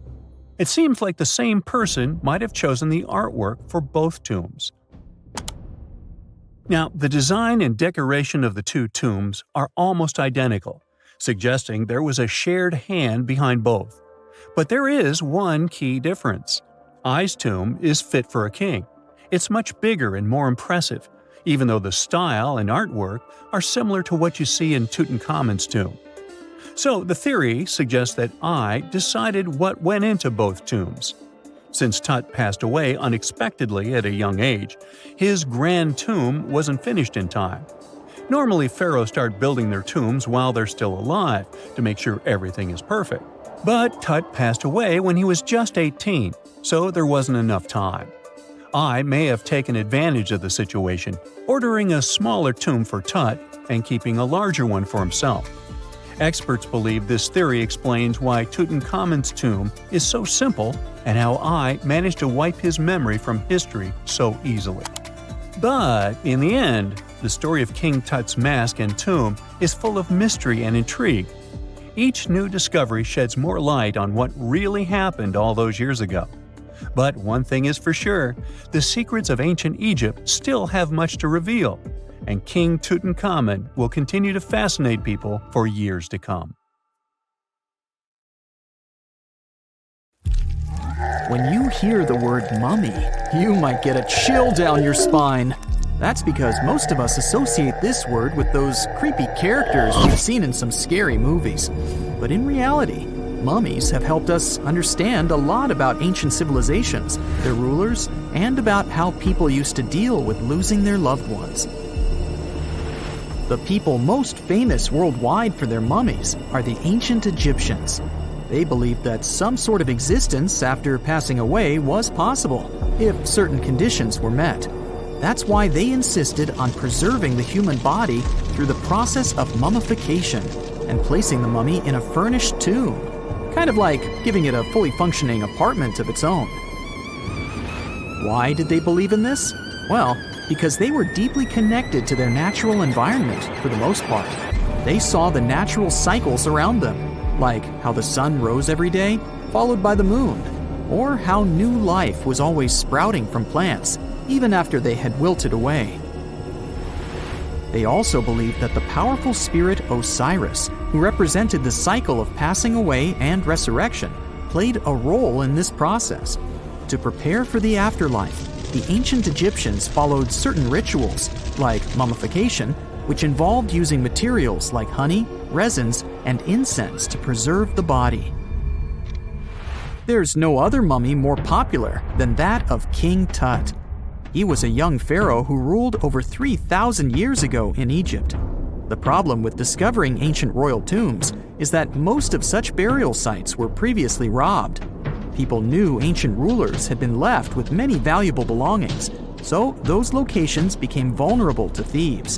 When King Tut's tomb was opened in 1922, people were excited because it had not been robbed, like many other previously discovered royal tombs. That's how well hidden it was. Inside, his mummy was encapsulated in a total of 3 coffins, including one made of gold. The objects found in his tomb showed us what ancient Egypt was like, and studying his mummy also helped us learn about the culture and practices popular at the time when he passed away. We also learned about his family by looking at his DNA. Scientists were able to discover that he had had a disease called malaria and a problem with his foot that might have made it hard for him to walk. Ramses II was another pharaoh in Egypt who ruled for 68 years, which was quite a lot back in the day. He was known for his expansion campaigns and building projects. Many objects from his time as a ruler still exist today, including a large statue of him. Ramses II was about 6 feet tall and lived to be about 90 years old. After looking at his mummy, scientists concluded that he may have had a medical condition that affected his spine. Now, remember those thieves I mentioned before? They are probably the reason why Ramses II ended up in a plain coffin in a secret collection of royal mummies at Deir al-Bahari, which was rediscovered in 1881. Thankfully, archaeologists were able to identify him because his journeys had been recorded on his wrappings. The process was really tedious too. In fact, in ancient Egypt, the mummification process could take a staggering 70 days to complete. A special person would say a very specific speech while delicately handling the body and drying it out using a type of salt called natron. They also used linen and resin to make the body look more lifelike and to wrap it in cloth. The tomb was equally as important for ancient Egyptians. The walls of King Tut's tomb, for example, were adorned with intricate artwork that depicted his journey to the afterlife, from his burial procession to his passage through the underworld. The ancient Egyptians believed that everyone made this journey after passing away, and they filled their tombs with items and paintings to help the person in their spiritual travels. Additionally, the walls of the tomb were decorated with spells from a special book, which contained a collection of poems that the Egyptians believed would help people reach the afterlife. And speaking of how important this journey was, people also placed food in these ancient tombs. In King Tut's tomb, archaeologists discovered 36 jars of vintage beverages and 8 baskets of fruit, which were believed to be left there to help him in his journey to the afterlife. The Egyptians believed that traveling to the afterlife took a really long time, so they left a lot of supplies, such as food and water, to sustain their loved ones. Pharaohs also generally had numerous luxurious garments and beautiful jewelry in their tombs to ensure that they would have a fashionable journey. These items included various types of linen clothing, such as tunics, scarves, gloves, and headdresses, as well as a lot of gold jewelry with precious stones, like bracelets, buckles, pendants, necklaces, rings, and even precious depictions of insects for protection. Some were also deposited with fans made from ivory and ostrich feathers to keep them cool in the afterlife. Some ancient rulers were even placed in their forever apartments along with boats. For example, Pharaoh Khufu built the Great Pyramid at Giza as his tomb, and a large ship was found inside. King Tut, however, was buried with multiple boat paddles, but no actual boat. Instead, he had 3 chariots and numerous walking sticks made of precious materials, perhaps indicating he'd rather travel to the beyond by land, not by water. Amongst the most interesting objects found near ancient mummies are bottles of oils and perfumes. If rulers were supposed to be fashionable, why not smell nice too, right? Also, some of them had some ancient kinds of board games, most of them made out of precious materials like gold or ivory. One of those games was called Senet. It was very popular amongst the ancient Egyptians and very similar to modern-day chess. The ancient Egyptians may have the most famous mummies out there, but they weren't the first to invent the procedure. In fact, it all started in South America with an ancient civilization named the Chinchorro. As far as we know today, these people were the first to mummify their loved ones that had passed away. They did it somewhere around 2,000 years before the Egyptians started their own rituals. Sure, we can tell a lot about ancient rulers by studying these mummies, but until recently, we had no idea what they really looked like during their lifetime. Not so long ago, though, some very special mummy paintings were found by archaeologists studying ancient Egyptian objects. These mummy portraits are highly detailed paintings of individuals that were made while they were still alive. Such paintings were often painted on wood, as opposed to the classical portraits we all know about, which are painted on canvas. They are known for their realism and beauty, and have even been used by researchers to diagnose diseases by comparing them to the corresponding mummies. Some of these portraits also include depictions of jewelry, which was later found on the mummies. The recent discovery of these mummy portraits in Central Egypt is significant, as it marks the first time in over a century that such paintings have been found. Mummies appeared all around the world naturally, too. Mummification can occur without people intervening because of natural conditions, like extremely cold or hot environments, places with a lack of oxygen, or accidental exposure to chemicals that preserve the body. These conditions don't allow bacteria to grow, resulting in the body remaining more or less intact. Famous Otzi was one of these mummies. We know today he was a man who lived around 5,000 years ago in Europe. But upon his discovery in the Alps in 1991, Austrian authorities initially believed that he was a modern mountaineer because of how well preserved the body was. However, after the Iceman was removed from the glacier, it was determined that he was actually from the Copper Age. Before we get into the reason why and how there are pyramids all around the world, let's talk about some of the examples. I'll start with the Pyramid of the Sun in Mexico. These folks really knew how to build a city. Their well-planned urban center spanned over 7 square miles and boasted several pyramids. But the Pyramid of the Sun is the most impressive. This giant pyramid was built way back in 100 CE and is one of the biggest structures of its kind in the whole Western Hemisphere. It's so big that it's 216 feet high above the ground. If you ever find yourself in this ancient city, you won't be able to miss the Pyramid of the Sun. It's right there on the east side of the Avenue of the Dead, the city's main north-south street. To build this incredible pyramid, around 1 million cubic yards of material were used, including a special kind of red volcanic rock called hued tezontle. Impressive, huh? We don't know too much about the people who built the Pyramid of the Sun or its purpose. But archaeologists believe there was once a temple on top of it. When explorers went below the pyramid in the 1970s, they found a bunch of cool tunnels and chambers.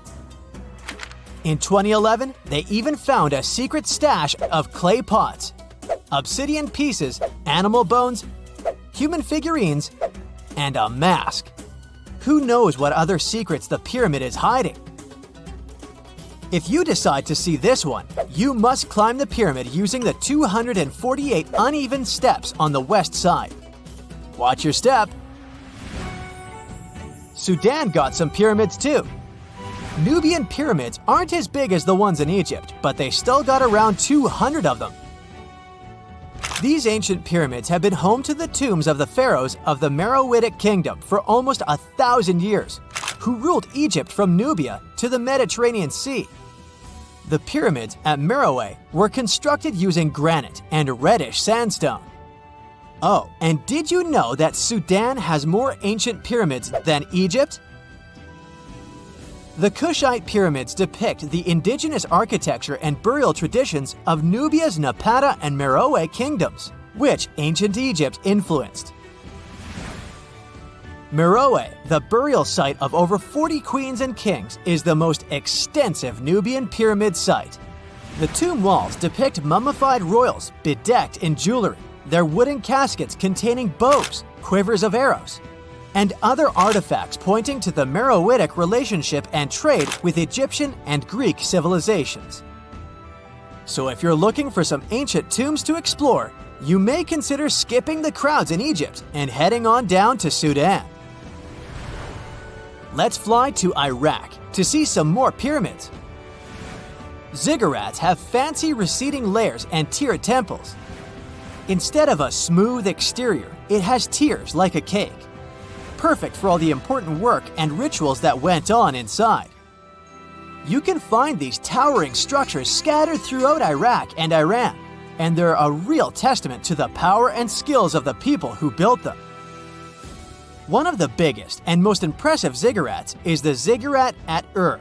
It's basically a giant rectangular pyramid that stands a whopping 70 to 100 feet tall, with 3 levels of terraces and a temple on top. Can you imagine how many baked bricks it took to build that thing? Try 720,000 for just the lower portion. This particular ziggurat was built for Sumerian king Ur-Nammu. Similar to other ones, this pyramid has been around for thousands of years, so it got a little rough around the edges. Thankfully, the Babylonian king Nebuchadnezzar II and some archaeologists came to the rescue in the 6th and 20th centuries respectively. And now, you can find this near Talil Air Base. The ziggurat at Ur was built in 2100 BCE by King Ur-Nammu for the moon deity Nana. It was the tallest building in the city, and you could see it from miles around. It was like the medieval cathedral spire of its day.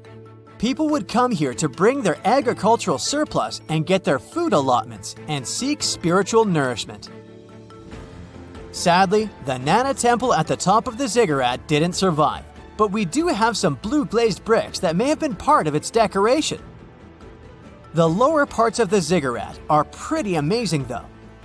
The architects even included holes in the temple's baked exterior to let the water evaporate from its core. Since we explored some of the pyramids on our planet, let's take a broader perspective. They can be found in many parts of the world. Egypt has over 100 pyramids, double that number in Sudan, and dozens of others are scattered in the Middle East and China. The Americas have the most pyramids in total, with more pyramids than the rest of the world combined. These pyramids are located in Mexico, Guatemala, Honduras, and El Salvador. Time to know more about the evolution of pyramids through history. The oldest pyramid is in Egypt. This pyramid was a step pyramid, which was created by placing one layer of stone on top of another. The pharaoh Sneferu is credited with creating the pyramid shape we recognize today.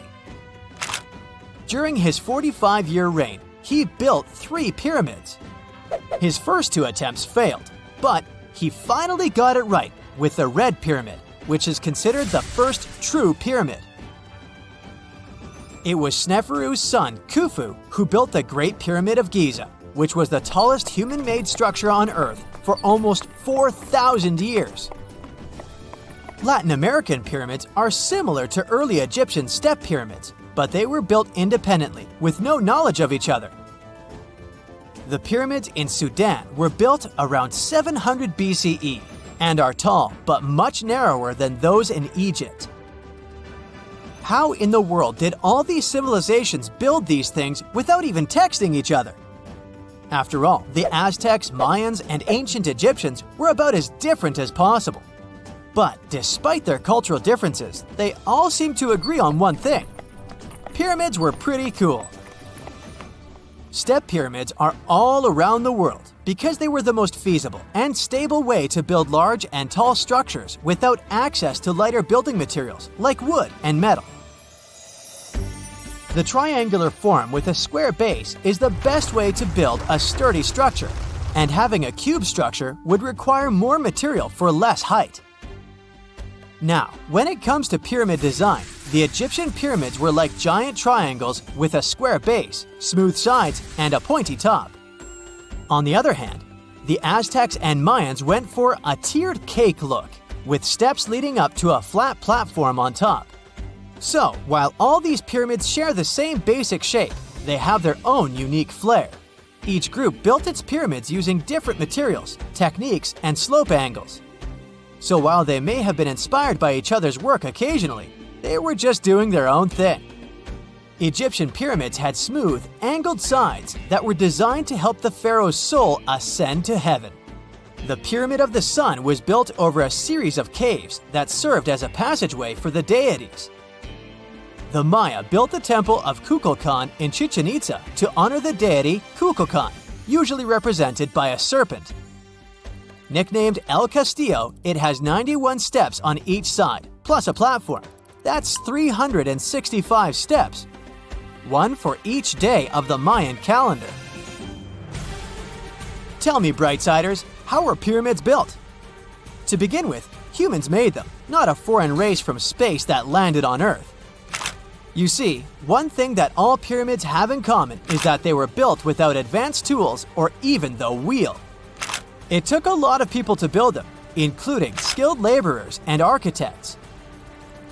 For example, it's estimated that 20,000 people built the Great Pyramid of Giza, and it's believed that most of them were skilled laborers. Building pyramids was a massive undertaking that required years of planning and effort. The Great Pyramid at Cholula, Mexico, took 600 years to complete. Unlike many other ancient Egyptian burial grounds, King Tutankhamun's tomb stayed hidden and free of unwanted thieves for 3,000 years. One reason was that the tomb was smaller than average and tucked away in a place called the Valley of the Kings. This area was already being extensively explored by the time they stumbled upon Tut's spot. The entrance was all covered in debris from building a nearby tomb, which must have also helped keep it a secret. There were also zero writings or signs on the outside of the tomb. Time passing also played a part in keeping it in amazing shape until the 1920s, when a man named Howard Carter finally made it in. But was Carter that big of a hero? Some recent findings say he might have been sneakier than initially thought. People used to think Carter wasn't just a glorified treasure hunter, he was a true archaeologist. Before Tut, he had been on a relentless quest for Egyptian artifacts. He discovered his interest in these unusual objects when he was a child, and soon started drawing the sculptures and inscriptions that were found in ancient tombs. After stumbling upon the remains of King Tut, Carter spent a decade recording and processing all sorts of objects, like golden thrones, chariots, and statues from Tut's tomb, shipping them down the Nile to Egypt's museum in Cairo. Well, at least that was the official story. More recent discoveries claim that not all of the objects made it to Egyptian officials. A secret letter seems to uncover Carter's little 10 for them, 1 for me policy. The letter in question was sent to Sir Alan Gardiner, a philologist and friend of Carter's, dated from 1922. In these writings, Carter mentioned having found the tomb and was asking his buddy for some advice. In another letter from 1934, Gardner seems to be thanking Carter for an amulet, which was sent to him as a thank you gift. Carter was adamant that it didn't come from Tut's tomb, but evidently it did. Even the British director of the Egyptian Museum was onto Carter's sneaky endeavors, but couldn't prove it. He compared Gardner's amulet to others from Tut's tomb, and lo and behold, they were a perfect match. Gardner was so disappointed to have been put in such a sticky situation that he vented to Carter in another letter. Deciding to be a good friend, Gardner didn't throw the famous archaeologist under the bus. Instead, he advised Carter to take those stolen goods back to Cairo, just like he'd advise you to like this video and subscribe to the Brightside channel for more amazing videos on the most unique topics in history. It's not the only shady piece of information on Carter's post-discovery behavior. In 1947, a man named Alfred Lucas, who used to work with a controversial archaeologist, gave some information in an obscure journal in Cairo. He claimed that Carter sneakily cracked open the burial chamber door himself. Then he sealed it back up like nothing had happened before the official uncovering. Now, why would he do that? Well, the same theory suggests that Carter and his crew might have entered the tomb early so they could get their hands on some ancient goodies. Obviously, these people couldn't risk having such objects sold while they were still alive, but made sure they were auctioned off after they passed. Carter, though, never confessed to anything. He made no official denial either, but the Egyptian government couldn't risk any more mysterious disappearances, so they prohibited him from entering the tomb for a while. Some have connected this apparent stealing to the curse of King Tut. If you've never heard of it, know that it became quite the scary tale soon after King Tutankhamun's resting place was uncovered. It claimed that anyone messing with the tomb of the boy pharaoh would face some serious bad luck. It's not all dramatic like a mummy going on an aggressive spree, but word got out that the people involved in disturbing King Tut's lair met some mysterious, untimely ends. The main untimely passing related to this supposed curse is that of George Herbert, the 5th Earl of Carnarvon. He was this British aristocrat who helped fund the search for the tomb. He passed away just a year after the tomb was opened. Now, people love to call it mysterious, but it turns out that Herbert was already in pretty bad shape health-wise when he got to Cairo, and he ended up getting taken down by a regular disease. Now, let's talk numbers. There were a lot of people linked to this tomb opening – security guards, archaeologists, and supporting staff. And sure, a few of them did pass not long after the tomb started receiving visitors. As much as we'd like this curse to be true for the sake of, good storytelling, statistically, if you have a bunch of people connected to opening a tomb, you'd expect some passings just by random chance. The average lifespan for those supposedly targeted by the ancient curse was more than 20 years after the spell was supposed to kick in. Herbert's daughter even lived until the 1980s, that's half a century later. And Howard Carter himself lived until 1935, a solid 16 years after the big reveal. Some have suggested that the whole curse was nothing more than a careful PR strategy. You see, when Tut's tomb was found, Howard Carter wanted to make a priority out of keeping nosy reporters away. So he might have come up with a curse hanging over anyone entering the boy king's resting place. But what was stolen from King Tut's tomb anyway? Well, some jewelry to begin with. It might have been snatched by Howard Carter himself, according to a French specialist. He did some intensive research by looking at old pictures taken from inside the tomb back in the 1920s. He compared those images to various objects from museums and auction houses. He soon started to piece together the whereabouts of some of Tut's jewelry. First up, there's this collar that used to be on Tut's chest. It was all broken into pieces, and some parts went via Carter to the Nelson Atkins Museum in Missouri. Meanwhile, other bits ended up on a necklace owned by some unnamed people who tried to sell it in 2015 but failed. Even the Nelson Atkins Museum agrees, as they've confirmed the information on their website. Then there's a headdress piece. Some beads from it that once belonged to Tut apparently got stolen by Carter too. They were also strung into a necklace and are now being held at the St. Louis Art Museum. Another fancy collar made out of glazed ceramic magic spent some time at the Met, far away in New York. Thankfully, it was sent back to Egypt a bit over a decade ago. This seems to have been, as you'd expect by now, also stolen by Carter. Missing artifacts aside, King Tut still gave a ton of amazing objects that helped us learn more about this incredible ancient culture. Starting with the famous burial mask. It's this massive 21-inch gold art piece with semi-precious stones and glass paste. It weighs 22 pounds and showcases the boy pharaoh with a long beard and a headdress with a cobra and vulture. On the back, there's this spell from an important ancient Egyptian spiritual book that's supposed to make sure it works just as well in the afterlife. Tut was also apparently a board game enthusiast. They found 4 board games in his tomb, some made of ivory. Archaeologists also found a pair of gold sandals, though you'd imagine they were more for show than for comfort. In fact, the pharaoh probably never wore them in his lifetime. Now, speaking of fashion items, it turns out Tut was quite the fancy ruler. They even found a mannequin in his tomb that was used to pick out, adjust, and store his outfits and jewelry. The boy king seemed to have also enjoyed some music, based on the 2 trumpets historians found in his tomb. Though they were played back in 1935 in a BBC broadcast, the instruments are today considered too fragile to be maneuvered. Consider the Great Pyramids, one of the original 7 wonders of the world and the only one that still exists today. Did you know that the pyramids of Giza weren't the only pyramids out there?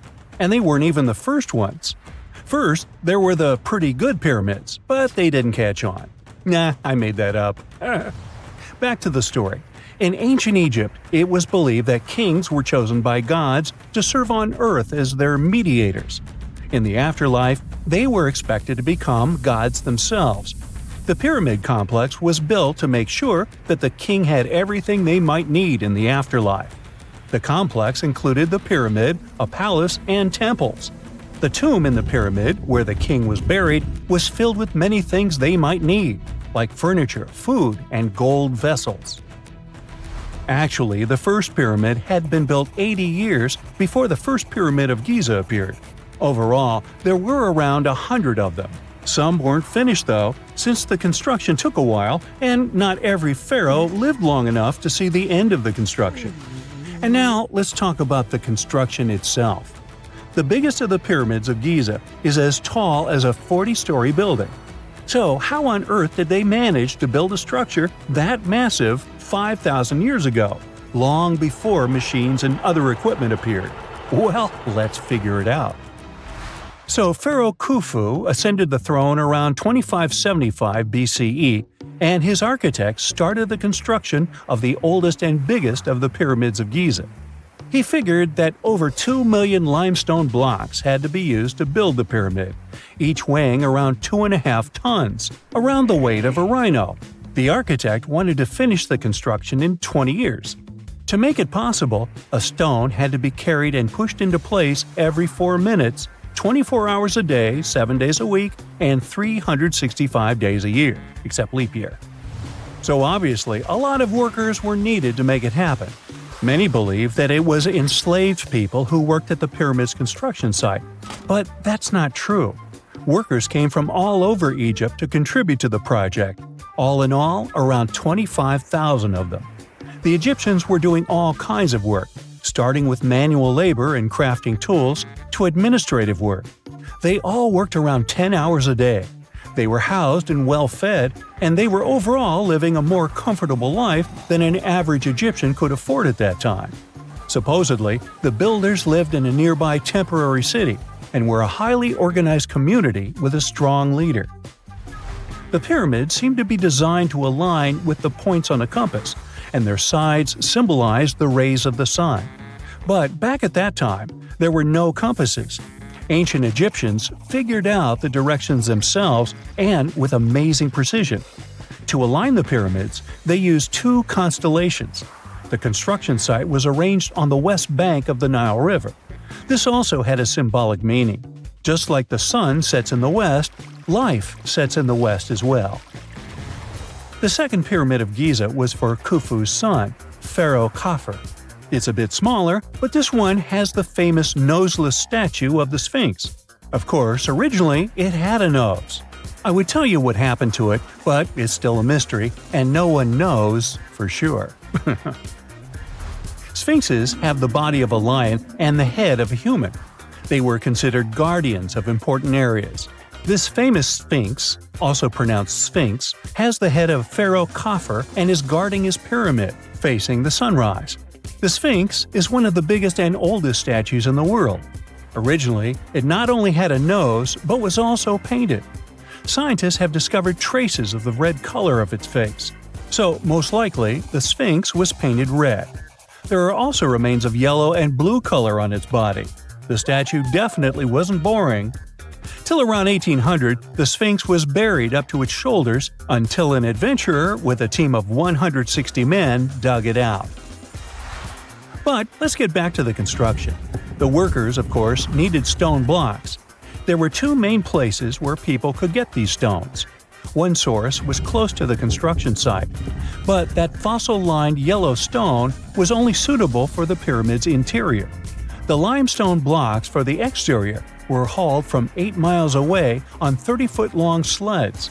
Apparently, it wasn't too hard to pull them. The sand mixed with the right amount of water was pretty slick, and 10 people could move a sled even with a rock weighing so much. Surprisingly, cutting off a block of limestone wasn't the biggest problem. When in the ground, it was soft and could be split relatively easy. But after getting exposed to the air, limestone hardens. So the most difficult part was to shape the blocks. That step was crucial because the smallest inaccuracies could lead to the whole pyramid collapsing. So, okay, those limestones were mined, carried on a sled, shaped, and then what? How could they be put into place? Well, this is still a mystery.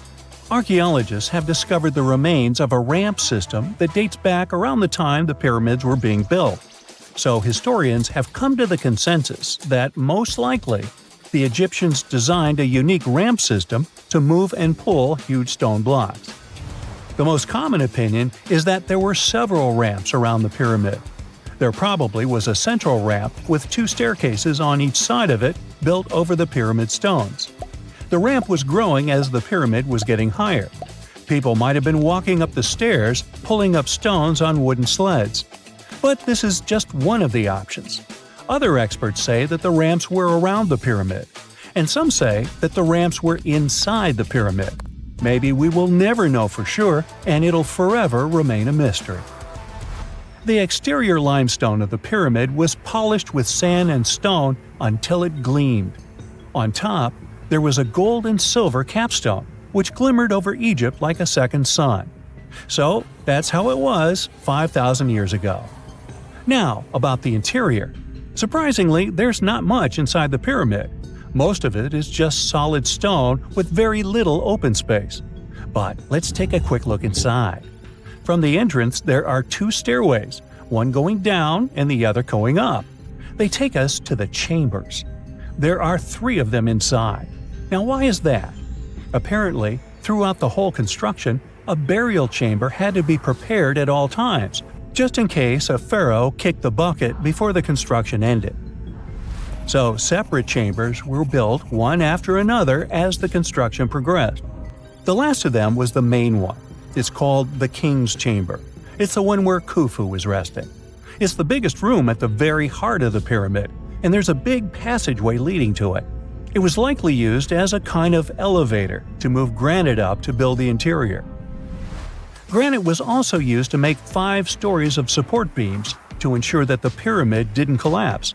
And we can see that it worked since it's been standing for centuries. Unfortunately, none of these chambers have hieroglyphs on the walls. If you want to see the writings, you should go to the decorated tombs near the pyramids. Those pieces of art are depiction of ancient Egypt's culture and daily life. The texts allow researchers to study their language and grammar. The treasures that once were in the pyramids have been taken by people. There are also many secret tunnels and passages inside the pyramids, but even today, no one knows the whole plan of the interior. Scientists have been sending little robots with cameras inside for many years, but there's still a lot we don't know about the pyramids. Now they're trying to use an X-ray to scan the pyramids from the outside, without going inside. So yeah, ancient Egyptians did create a mystery no one has been able to crack for 5,000 years already. 2 centuries ago, a 31-year-old Frenchman stormed into his brother's office in Paris. He had only one thing to share. "I've got it!" The man was so excited that he immediately collapsed. He spent the next 5 days in bed recovering his health. Who was this mysterious person, and why was he so thrilled? Jean-François Champollion made one of the greatest scientific breakthroughs in human history. He had cracked the code of Egyptian hieroglyphs. This enabled scientists to finally unravel the secrets of this ancient civilization. They weren't able to read hieroglyphs for nearly 2,000 years. After the Romans took over Egypt, the intricate writing system slowly faded away from people's minds. The last of the hieroglyphic texts date back to the 4th century. For thousands of years, Egyptians used images to show their lives. But the knowledge of how to read these pictures was lost to modern science. The story of hieroglyphs began in 3250 before current era. That's when ancient Egyptians developed writing. Their motivation was to better organize the distribution and storage of goods. One of the earliest examples is a ceramic jar that had an inscription in black ink. There were 2 major writing systems. The first were the hieroglyphs, which literally means sacred carving. Egyptians carved hieroglyphs in stone on temples, tombs, and similar monuments for 3,000 years. They present a system of pictorial texts. A pictograph is a picture or a drawing that stands for an idea of a word. It's a precursor to the true writing as we have it today. For example, when Egyptians wanted to write ibis, they would draw a small image of the bird. Hieroglyphs can be found on walls. They were a formal way of writing. The other writing system was hieratic. Egyptians mostly used it when writing on papyrus. That's an early, thicker form of the paper we have today. It soon evolved into demotic. This improved version became the most common writing systems in ancient Egypt.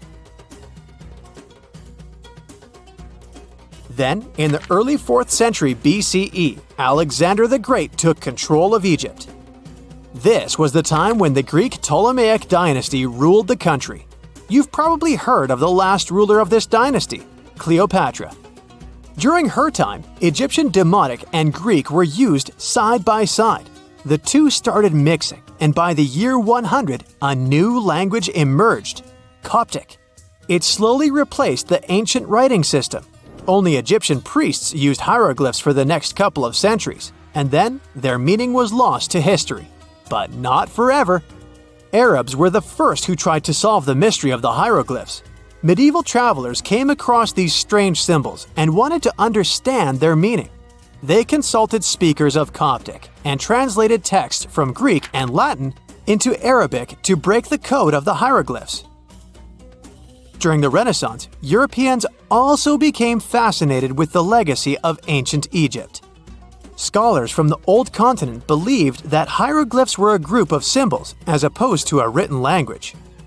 This was all about to change in 1799. A year earlier, Napoleon, the famous French ruler, arrived in Egypt. His subordinates constructed a fort that dated back to the 15th century. Rashid, or Rosetta, was a port town in the northeast of Egypt, near Alexandria. One section of the old fortification wall contained an interesting slab inside. The stone tablet was made of a granite-like rock. It was just 40 inches high and 30 inches wide. It contained 3 distinctive sections of text carved into it. The letters were in 3 scripts and 2 languages: hieroglyphs, Demotic, and Greek. It was a fragment of a larger ancient stela. These are upright stone slabs that are used to dedicate to a person or an event, but the one from Rosetta was damaged. 2/3 of the hieroglyphic text on the top was missing. The bottom Greek text lacked a cornerstone.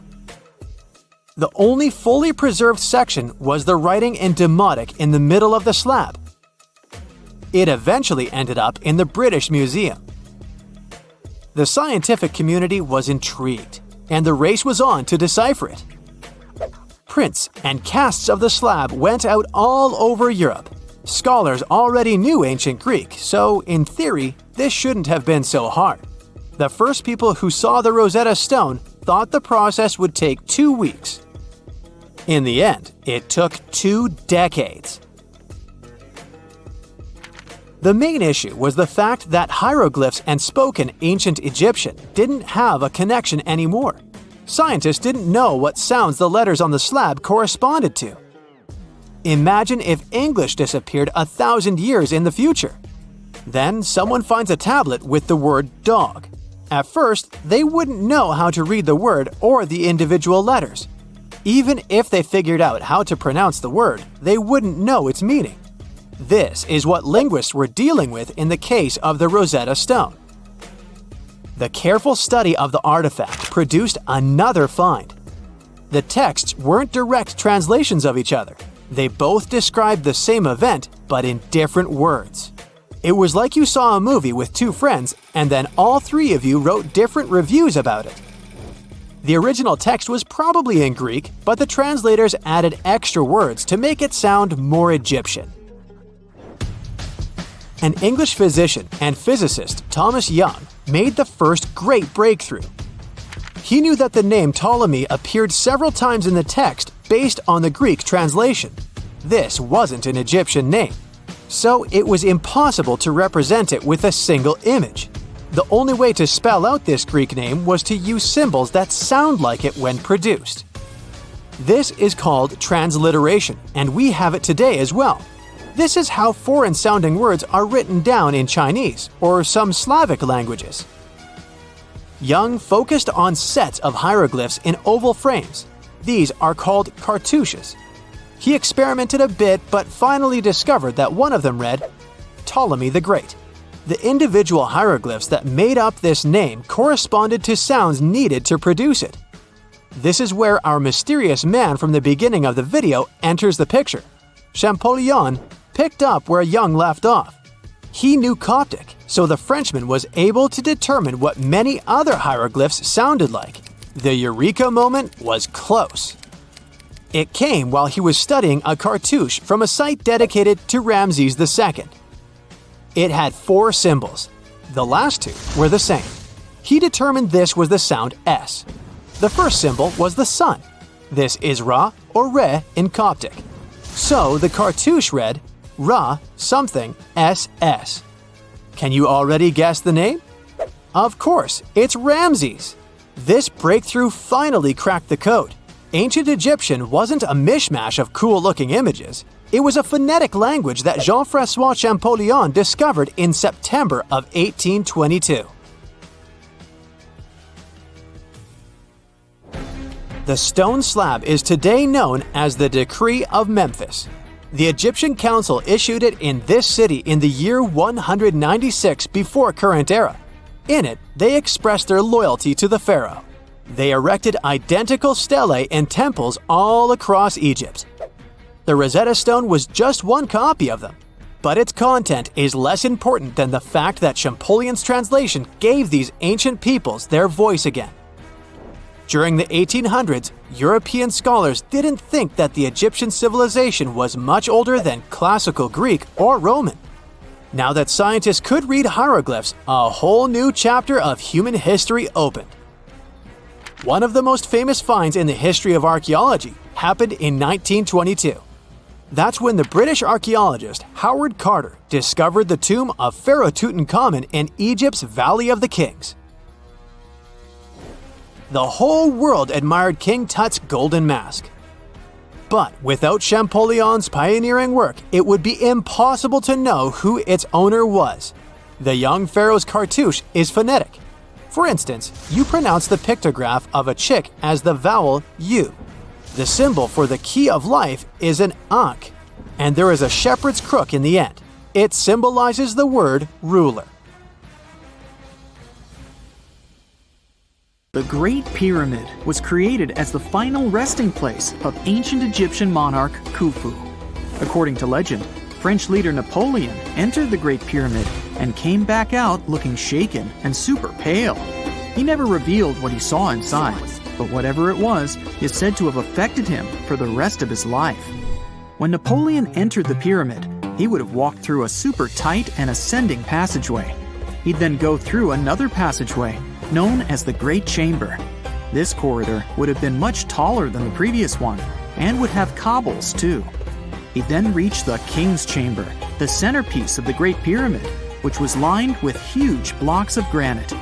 But it wouldn't have looked as grand as we might imagine. There are no hieroglyphics decorating its walls, as Egyptians only began decorating the burial chambers of pyramids much later on. The pharaoh's tombs deep inside the pyramid would have also been filled with treasures, from chunks of gold to the world's most expensive jewelry. But this would have all been looted a long time ago. The only thing that probably would have been left in there would have been a huge sarcophagus, which would have once contained the king's mummy. He'd also have to walk past the queen's chamber. This room most likely didn't hold any queens though, as pyramids were usually only built for one person. There are mysterious tunnels leading from here. To this day, no one is really sure what they're there for. And that's not the only mysterious and creepy thing Napoleon may have encountered, as stories of pharaohs leaving ancient curses on pyramids go way back. Many pyramids had warnings written on the outside, telling of horrifying things that would happen to those who entered and disturbed the peace. We might not know what exactly Napoleon found in the Great Pyramid that scared him so much, but we know for sure what was found in Tutankhamun's tomb. Tutankhamun was an ancient Egyptian pharaoh who was only 8 or 9 years old when he took to the throne. He became a cultural phenomenon when his tomb was discovered almost completely intact in 1922. His pyramid sits in the Valley of Kings in Thebes, modern Luxor, which is in Egypt. Unlike the Great Pyramid, Tutankhamun's tomb was covered in beautiful wall decorations. The walls told the story of how he would travel to the afterlife through the underworld. Egyptians believed all people would have to take this journey, so they would fill their tombs with objects and paintings to help them get there. There'd also be spells painted on the walls. They believed this would help people pass over to the next realm. The journey would be pretty long, and for that reason, the ancient Egyptians would also fill the pyramids with food. Tutankhamun's pyramid was filled with 8 fruit baskets. They even found something called gingerbread fruit in there. The rooms were jam-packed with furniture, statues, clothes, and staffs, amongst a whole bunch of other things. You'd likely find a lot of clothes and expensive jewelry in the pyramids as well. The ancient Egyptians wanted their ancestors to travel in style to the afterlife. They put Tutankhamun in his final resting place with over 50 pieces of clothing, all of the highest quality. There were tunics, scarves, gloves, and headdresses, and a ton of jewelry. Bracelets, pendants, necklaces, rings, and scarabs for protection were all found inside. Each of them was made of gold or precious stones. There were also fans made of ostrich feathers to keep the old pharaoh cool in the hot Egyptian sun. But the temperature inside the pyramids never actually went above 68 degrees Fahrenheit. The ancient Egyptians developed a super cool air conditioning system that we don't fully understand even today. Tutankhamun's pyramid also contained 130 walking sticks made from ebony, ivory, silver, and gold to help him on his journey. There were 3 chariots hidden away in case he got tired of all the walking. They also put 11 boat paddles inside, but there was no sign of any boat. The pyramids would be littered with the pharaoh's favorite scents and perfumes. During the excavation of Tutankhamun's pyramid, it quickly became clear that it had been robbed during ancient times. There was damage to doors and traces of oils left in empty jars. It looks like someone raided the pyramid for gold and the scents, perfumes, and oils that had been left for King Tut. There was still a bit of perfume, which was made from coconut oil and frankincense, left in one bottle. It seems like Pharaoh Tutankhamun loved board games. There was an ivory traveling set of senet in his pyramid. Although we don't know for sure exactly how to play it, we have figured out it was sort of an ancient Egyptian version of backgammon. It looks like it was a two-player game where the goal was to knock your opponent off the board. Not really sure who Tutankhamun's mummy was supposed to play with, though. The ancient Egyptians had some rituals that may seem pretty strange to us. For example, they used to shave their eyebrows off if they ever lost a cat. So it's not too surprising they put some really weird things inside pyramids.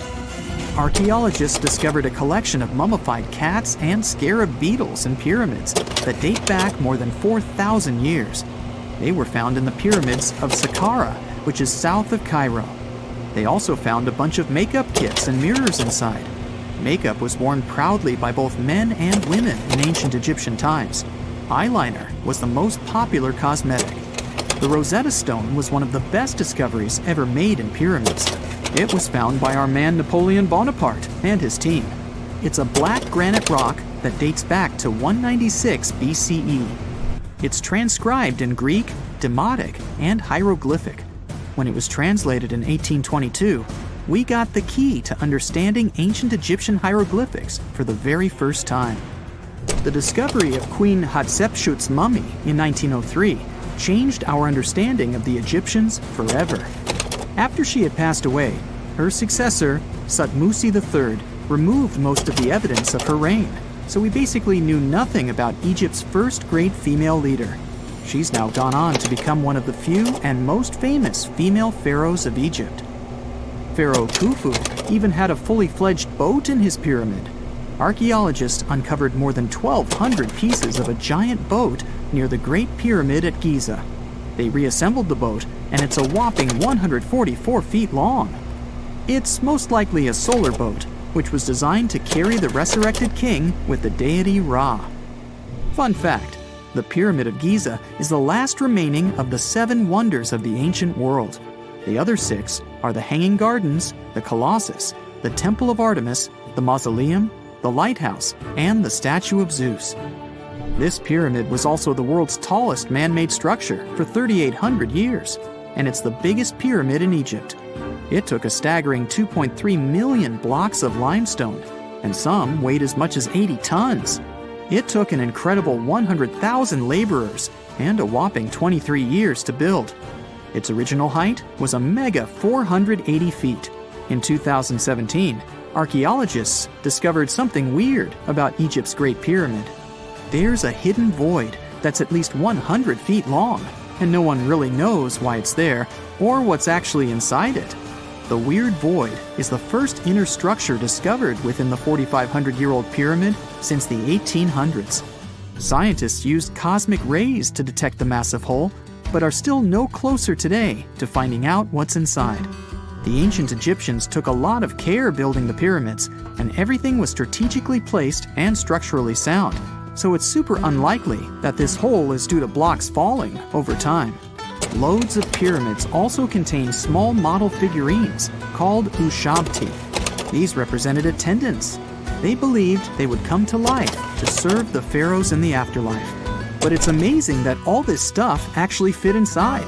There isn't actually a huge amount of space inside the structures. It's mostly just rock. Most people know that pyramids were built as grand tombs for the pharaohs, designed to ensure they had a smooth journey to the afterlife. The Great Pyramid of Giza, for instance, was constructed for the pharaoh Khufu. But what most people don't know is that this whole pyramid building trend started right here with the step pyramid of Djoser about 4,700 years ago. This massive structure was built for Pharaoh Djoser, a ruler from Egypt's 3rd dynasty. It rises 7 layers high above the ground and stands about 200 feet tall. We think of it today as a phenomenal architectural project. But for ancient Egyptians, the step pyramid of Djoser turned out to be more like a massive experiment, a trial run, if you will, to perfect their building skills before they moved on to even more ambitious pyramids. Reaching new heights is super exciting, but the real mystery is what is going on below the ground. In this pyramid's underground labyrinth, there is a network of tunnels stretching about 3.5 miles long, and some researchers believe these tunnels might have been part of a sophisticated water system that could completely change what we think about pyramid construction. Let's talk about this massive complex located in Sakara. Surrounding the pyramid, there's what's known as a dry moat, a continuous trench that is up to 164 feet wide and almost 2 miles long. It forms a sort of rectangular shape around the pyramid. This trench has an average depth of about 65 feet. Now, if you were to add up all the earth and rock they dug out to create this moat, it would be about 10 times the volume of the step pyramid itself. For the longest time, people just assumed this trench was nothing more than a huge quarry, a place where they dug up stone and clay to build the step pyramid. Makes sense, right? But when you take a closer look, it doesn't add up. The trench is too narrow and deep to be practical for mining, and its layout doesn't match anything we know about ancient Egyptian quarrying methods. Plus, some sections of the trench are actually covered with a rocky ceiling, which would have made it nearly impossible to use as a quarry. Another theory suggests that the dry moat had some kind of spiritual significance. Maybe it was a sacred place, where souls of nobles gathered to serve the late king in the afterlife. There are even niches in the walls that work as a hint at this spiritual function. But most researchers believe that this purpose likely developed much later, long after the complex was built for Djoser. So, what was the moat really designed for? In 2020, a researcher came up with a pretty intriguing idea. It is possible that this trench was actually designed to collect and manage water, especially after heavy rainfalls. Now, that makes sense when you consider the location. The moat sits in an area that could easily have been flooded by runoff water from nearby plains. This could also explain why the trench wasn't used for new graves until much later when the climate became drier and less prone to flooding. The story becomes even more intriguing, as this trench appears to be part of a larger, more complex hydraulic system within the Djoser complex. It is like the trench has several compartments, carefully carved out of the rock and connected by tunnels. These compartments likely served as a part of a water treatment system, where water would flow from one compartment to the next, getting cleaner as it moved along. Now, here is where things start to tie into the pyramid itself. The Djoser complex has a series of underground shafts, and some researchers think that water from the moat's deep trench might have been used to power a hydraulic lift system, and this giant water-powered elevator could have been used to raise the heavy stones needed to build the pyramid. It worked like a volcano, but instead of lava, water did the heavy lifting. Imagine a big deep hole in the ground at the center of the pyramid site. Inside this hole, there was a huge wooden platform, kind of like a giant raft that could move up and down. When the workers wanted to lift a heavy stone, they would fill the hole with water. As the water rose, the wooden platform started to float up, carrying the stone with it, almost like a giant water-powered elevator. When the stone reached the right height, the workers slid it off the platform and onto the pyramid. The idea is that water from the deep trench, after being cleaned and filtered, would flow into these shafts. A massive float, possibly made of wood, would then rise as the water filled the shaft, lifting the stones up to where they were needed for construction. Once the stone was in place, they'd let the water out, lowering the platform back down to the bottom, ready to lift the next stone. This fancy hydraulic lift system could have been a game changer, making the whole building process a lot faster and more efficient without using a lot of workforce. It is like the ancient Egyptians were already embracing the whole idea of work smarter, not harder. But of course, not everyone is on board with this theory. Some experts argue that the area where the step pyramid of Djoser was built couldn't have held enough water from occasional rains to maintain such a fancy hydraulic system. The main theory suggests that, in the past, there might have been some kind of lake nearby that would have filled up after a period of rain, and this lake could have supplied water to the complex's hydraulic system. But there is no mention of such a lake in any ancient Egyptian writings, so it might be more of a what-if situation than a reality. And then there's the issue of the hard work itself. Remember when I said this method could have allowed the ancient builders to raise stones with far less effort? Well, that might not be entirely true.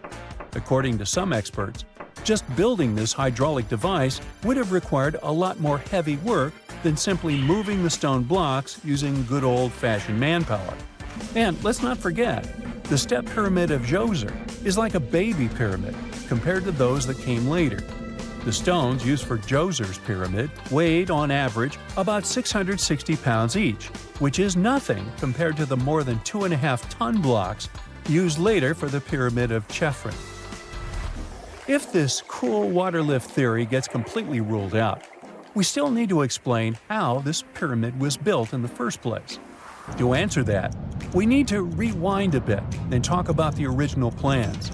See, before Djoser's tomb became a pyramid, the idea was to construct a simple mastaba. This type of tomb was pretty common in earlier periods, a flat-roofed, rectangular structure with sloping sides. But after the original mastaba was finished, they decided to expand it a bit by adding more layers on top. And then they added even more layers, until the construction reached 6 distinctive steps, each one smaller than the previous. And they probably did all this by raising those heavy stones using ramps, not a water-powered elevator.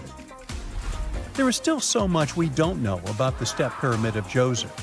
More research is definitely needed to fully understand how this system worked, or if it even existed at all.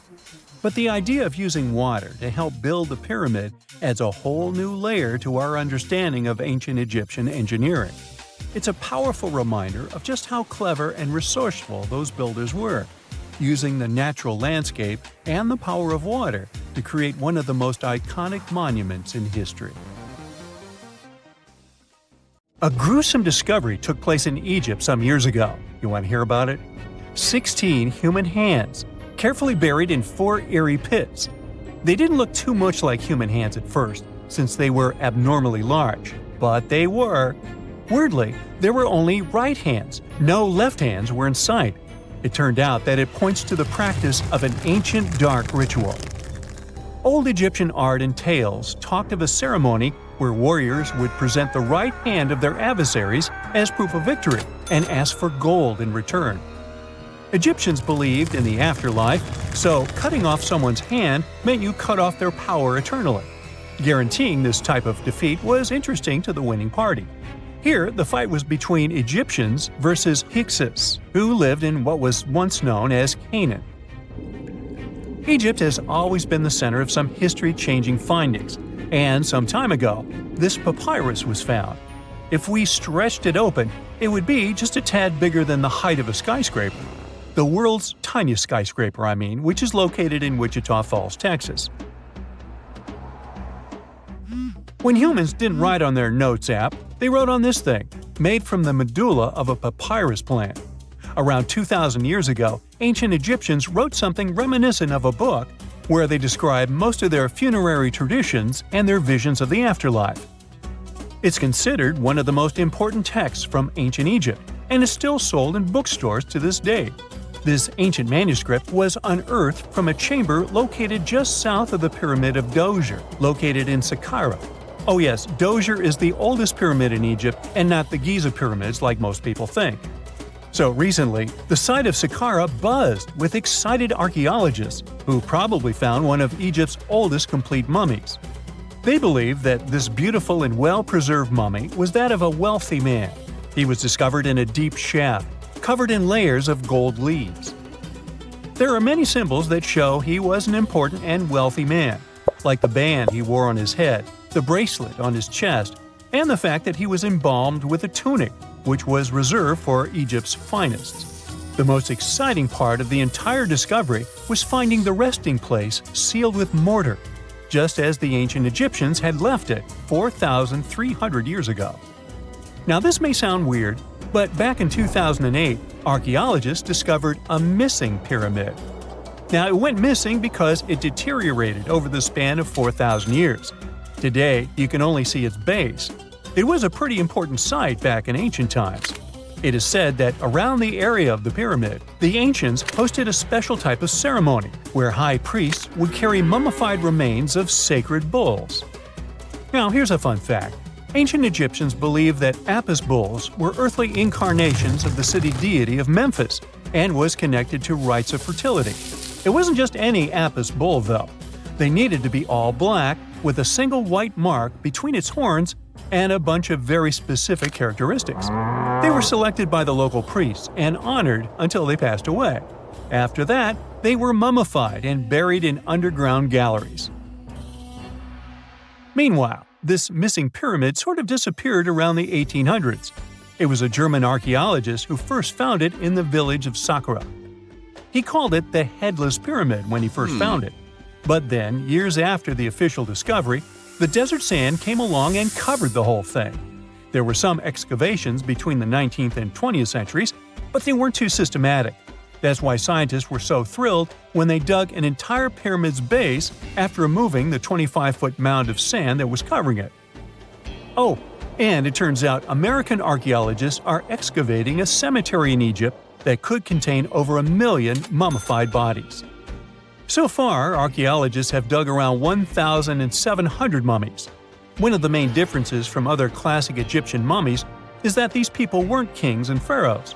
They were commoners that most likely lived about 1,500 years ago, when Egypt was controlled by the Roman and Byzantine empires. The name of the cemetery is cool, though, the Way of the Water Buffalo, just in case you want to check it out on your next trip. Other than bulls and buffaloes, ancient Egyptians also liked baboons. Are you seeing a pattern here? In the beginning of the 20th century, archaeologists discovered a site filled with mummified baboons in a place called, guess what? The Valley of Monkeys. An animal wouldn't have been mummified if it wasn't considered important. Certain animals were more important than others, since they were linked to specific deities. Jackals were connected to Anubis, the ancient god of the afterlife, and cats were likened to the female deity Bastet. Baboons were a pretty big deal, since they were believed to be connected to Thoth, the deity of wisdom and advisor to Ra, one of Egypt's supreme deities. The archaeologists who studied these animals weren't too happy. They think these baboons were kept inside and were deprived of sunlight for most of their lives. They had extreme vitamin D deficiencies and they were poorly fed. Maybe Thoth got angry with these baboon keepers. Just a guess. Since there's never a boring day for archaeologists in Egypt, they also found human mummies with golden tongues. Since Egyptians were all about the afterlife, they believed that golden tongues might help a person speak once they pass to the other side. I mean, it's a long shot, but hey, why not? Some of these mummies were placed in wooden coffins with goods, such as necklaces, pottery, golden artifacts in the shape of lotus flowers and scarab beetles, and iPhones. Just kidding. A new temple was also unearthed recently in Egypt. Scientists believe it was dedicated to honor Zeus Cassios. That deity would be a cross between Zeus, the almighty Greek deity of the sky, and Mount Cassios. While digging around the Sinai Peninsula in Egypt, archaeologists spotted 2 pink granite columns poking out of the ground, and bingo. They believe these columns represented the temple's front gate and collapsed during an earthquake many years ago. And speaking of deities, there weren't only super serious deities. Recently, scientists unearthed a golden ring in a city south of Cairo. No, Frodo, it's not magical. It was a normal gold ring, but it had the depiction of the deity of fun, officially named Bes. This deity is often described in sacred texts as a happy, chubby dwarf. Today, many tattoos we get are sorta deprived of any sense and are made of aesthetic purposes only. In ancient Egypt, though, women would get tattoos as a token of protection for childbirth.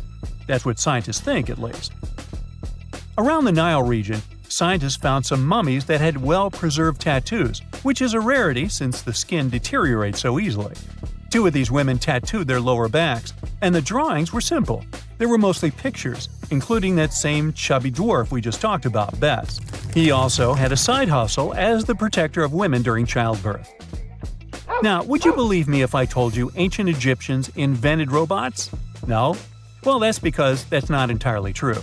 Sure, they were astronomers, mathematicians, and engineers, and somehow they also squeezed an eccentric invention into that package – an automated deity some scientists called Hathor. This wooden statue had been in the Metropolitan Museum of Art for years before someone noticed its secret. With the help of an X-ray machine, specialists discovered a mechanical operating system inside it. The pulley-like axis goes from the statue's shoulder to her left leg. When the system rotates, the statue raises and lowers her hand. Hey, pick me, pick me. And now we're off to almost 5,000 years ago. Let me take you to ancient Egypt, where back in 2550 BC, guess what? The construction of the Great Pyramids of Giza started. People learned to build cathedrals and skyscrapers, but it wasn't until recently that these massive buildings appeared. It's still a mystery to even modern scientists how these pyramids were built 5,000 years ago. No wonder they are one of the 7 wonders of the ancient world. They're also the oldest of them and the only wonder of the ancient world that still exists in the 21st century. It must have taken a lot of cooperation to build a thing that massive, even for today's metrics. But the Giza pyramids weren't the first pyramids ever. The first one, called the Step Pyramid, was built around 80 years before the first pyramid of Giza, in 2630 BC, for King Djoser. It wasn't meant to be extraordinary, but ended up being quite impressive. It was a pyramid of 6 stepped layers of stone. It was 204 feet high, which is as tall as a 19-story building. And it was the tallest building that existed at that time. It wasn't just a pyramid though, it was surrounded by a whole complex of buildings, including even courtyards. In ancient Egypt, people believed in the afterlife, so everyone, especially kings, wanted to make sure they had everything they needed to get ready for it. Here's why the pyramid complex was perfectly supplied with a lot of objects people used every day. The complex included a pyramid and a kind of a palace. Those buildings had many things the king loved and might need one day, like furniture, food, and gold vessels. After Djoser, building pyramids became common practice, but many pyramids weren't finished. It would usually take about 20 years to build one, but many rulers reigned way less than that. Overall, there are more than 100 pyramids. The most famous pyramids are the Great Pyramids of Giza.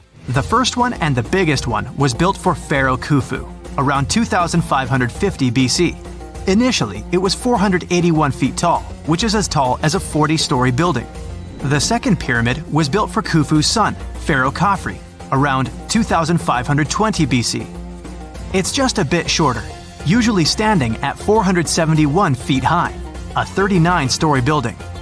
This is the pyramid with the famous statue of the Sphinx. Sphinxes have a lion's body and a human head.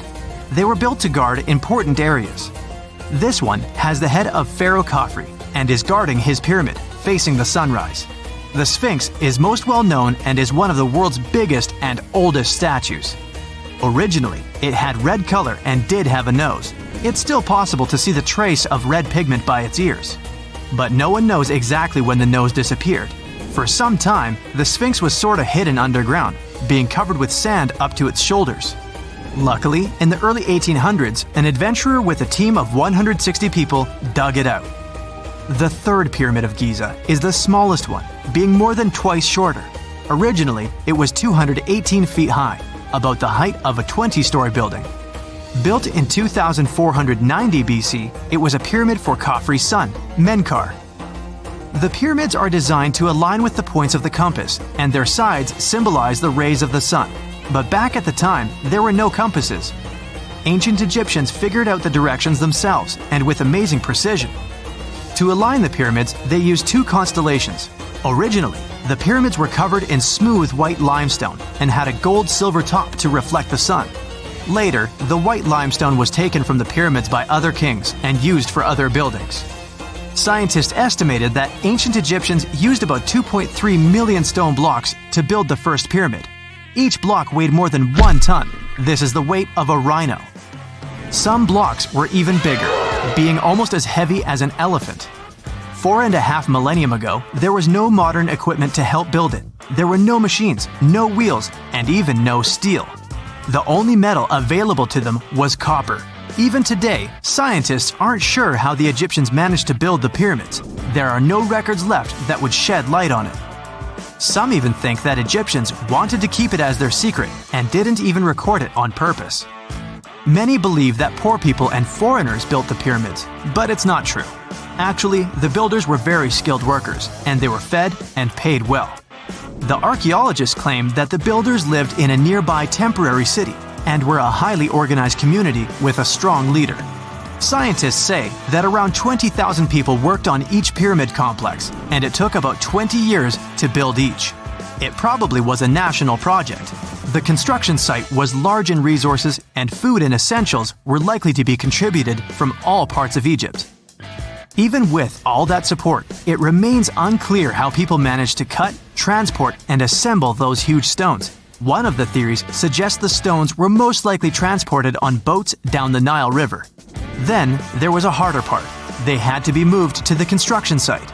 For that, they probably used wooden sleds. It wasn't very hard to pull them because the sand mixed with the right amount of water was pretty slick. And 10 people could move a sled even with a rock weighing 1 ton pretty easily. Finally, one last problem. The stones had to be lifted and put into place. Archaeologists have discovered the remains of the ramps system that dates back to when the pyramids were built.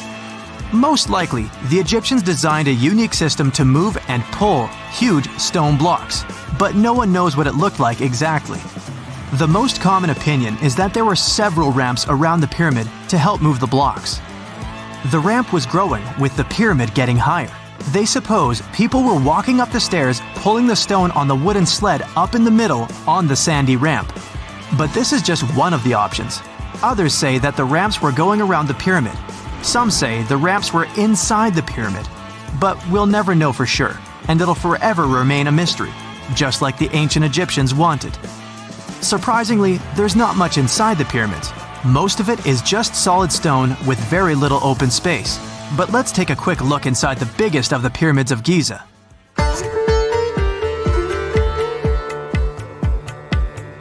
From the entrance, there are 2 stairs, one going down and the other one going up.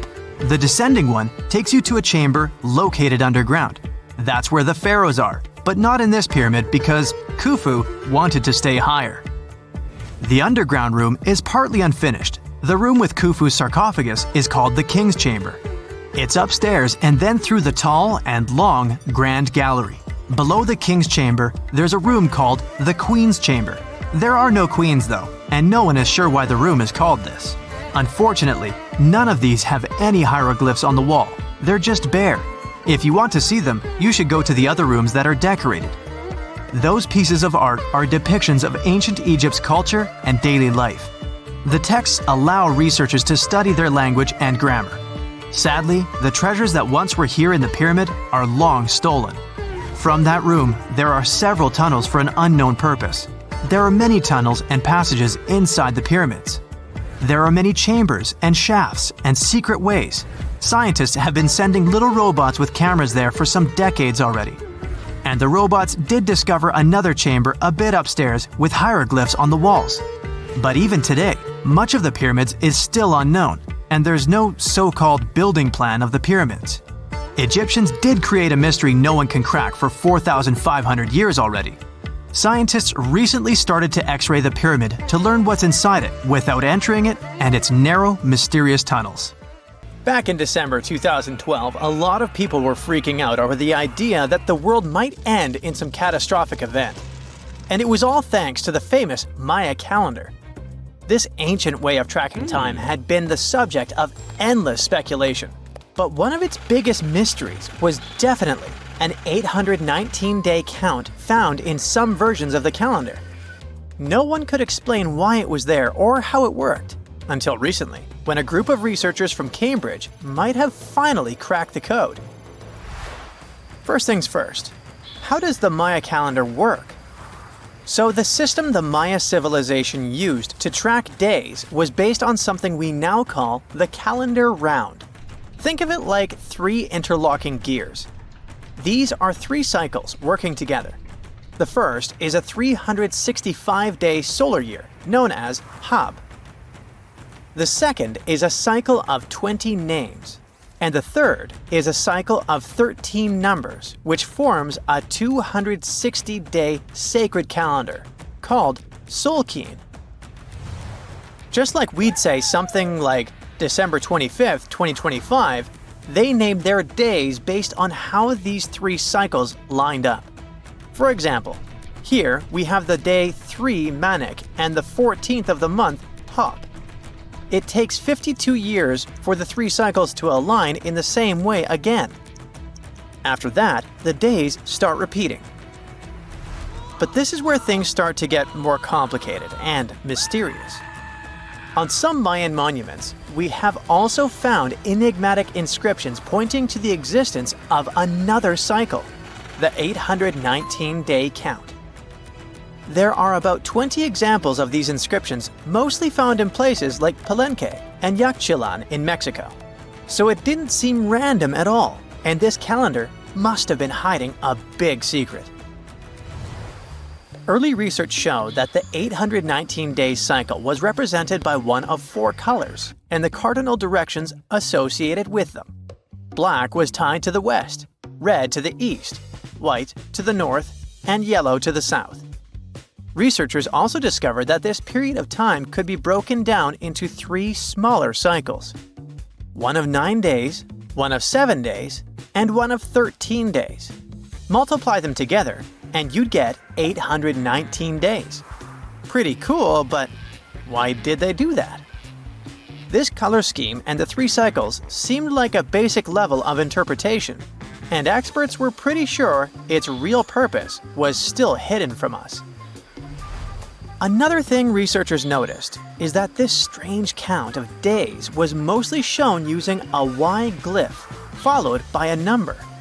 But in some cases, they also added a glyph representing Kawil. This was a powerful Maya deity often associated with creation and lightning. He was usually symbolized by a torch coming out of his forehead, representing the spark of life.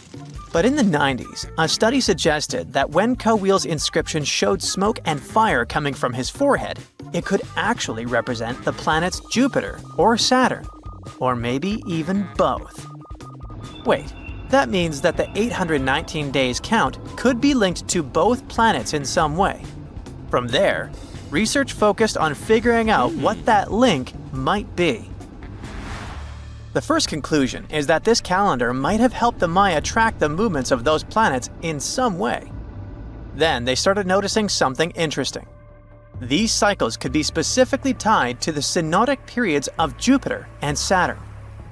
By synodic periods, we mean the time it takes for a celestial body, like a planet, to return to the same or nearly the same position as seen from Earth. While this possibility was pretty exciting, something didn't quite add up. Each planet moves very differently, and trying to fit multiple planets into an 819-day span just didn't seem to work. In other words, this 4-part color-coded calendar system was simply too short to align perfectly with the synodic periods of the visible planets. So it looks like we're back to square one. This mystery had people scratching their heads for ages, until 2023, when specialists realized they might have been looking at it all wrong. Researchers actually needed to shift their perspective. Instead of seeing this system as 819 days, they needed to consider the number as representing timelines. And this period of time could be just a small part of a much, much bigger calendar. You see, as we said earlier, this cycle seemed to track the period when a planet became visible to people on Earth. To prove that these 819 cycles were timelines, not actual days, researchers needed a planet that could serve as a starting point to back up their theory. In this case, it was Mercury. And there's a pretty simple reason for that. Mercury's synodic period is 117 days, which fits perfectly into the calendar count. I mean, if you take 1819 and divide by 117, you get the number 7. So, Mercury is the only visible planet whose synodic cycle fits neatly into this period as whole numbers. Perfect. Now they had a solid starting point. From there, they needed to expand the calendar by increasing its length to 20 periods of 819 days. Suddenly, a pattern emerges. And just like that, all the synodic cycles of the planets fit perfectly into the system. For example, Saturn's synodic period from 378 days lines up perfectly after 6 819-day cycles. Venus aligns every 5 cycles. Jupiter every 19 cycles. And Mars, which takes the longest, needs 20 cycles. In other words, it takes about 45 years for Mars to align with the synodic periods of all visible planets. So, this is how researchers determined that the ancient civilization wasn't referring to days, but rather to timelines. The Maya astronomers came up with this count as part of a larger calendar system of 20 periods. But then a question comes up. Why was studying the synodic periods so important to the Maya? Well, we don't have super specific answers about this mysterious calendar yet. But what we can say for sure is that the Maya truly believed in the powerful influence of the cosmos on daily life. So maybe they wanted to analyze how the movements of all the visible planets lined up with their other calendars. Of course, this system is just one part of the Maya's amazing and advanced understanding of astrology. And it wasn't just about using astrological cycles for planting and harvesting. They also had crazy specific knowledge, like how to predict solar eclipses. Archaeologists believe the Maya connection to the stars is reflected in the ruins of their world. Take the famous pyramid in the ancient city of Chichen Itza, located in Mexico's Yucatan Peninsula. If you look closely at the base of its staircase, you will see a snake's head carved in stone. But here's the coolest part. During the spring and fall equinoxes, when day and night are exactly the same length, the sun casts sharp, triangular shadows on the staircase. It creates the illusion of a snake slithering down the steps. Another example of how they use their knowledge of astronomy in their temples is in Tikal, Guatemala. Built around year 1 of the Common Era, this pyramid is considered one of the Maya's earliest astronomical complexes.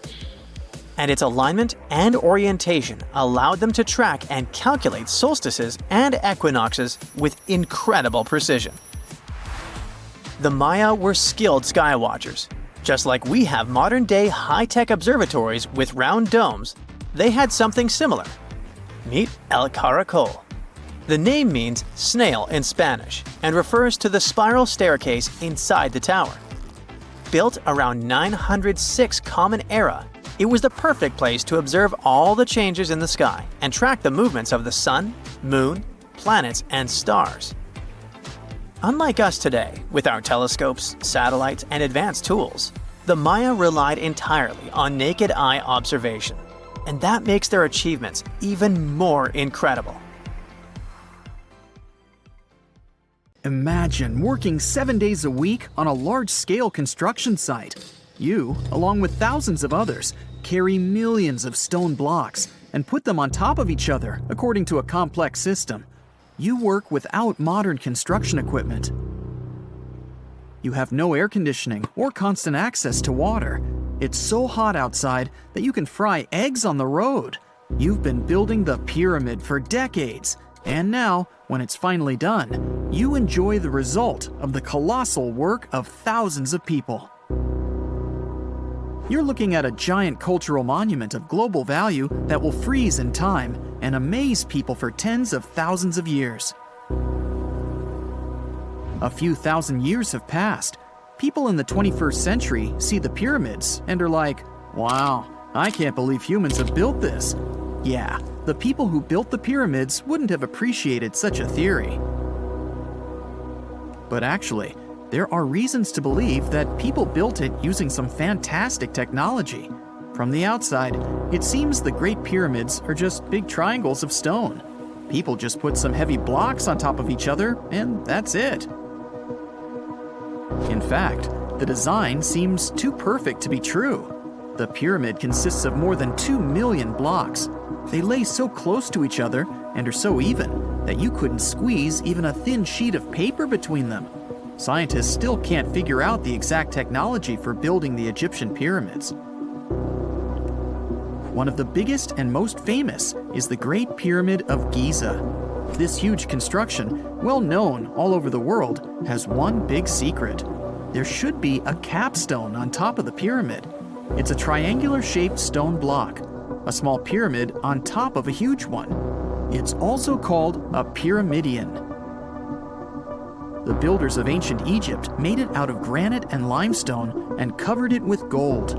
No records or old drawings prove that there was a pyramidion at the top of the Great Pyramid of Giza. But there's another ancient Egyptian structure with such a triangle, the Red Pyramid. It was built before the Great One, and its capstone has survived to this day. Archaeologists have found and reconstructed it. But where could the capstone of the Great Pyramid be? It's a mystery that still has no answer. Some are sure that some thieves have stolen it from the top.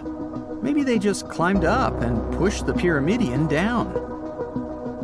It makes perfect sense. The capstone was probably the most valuable element of the pyramid.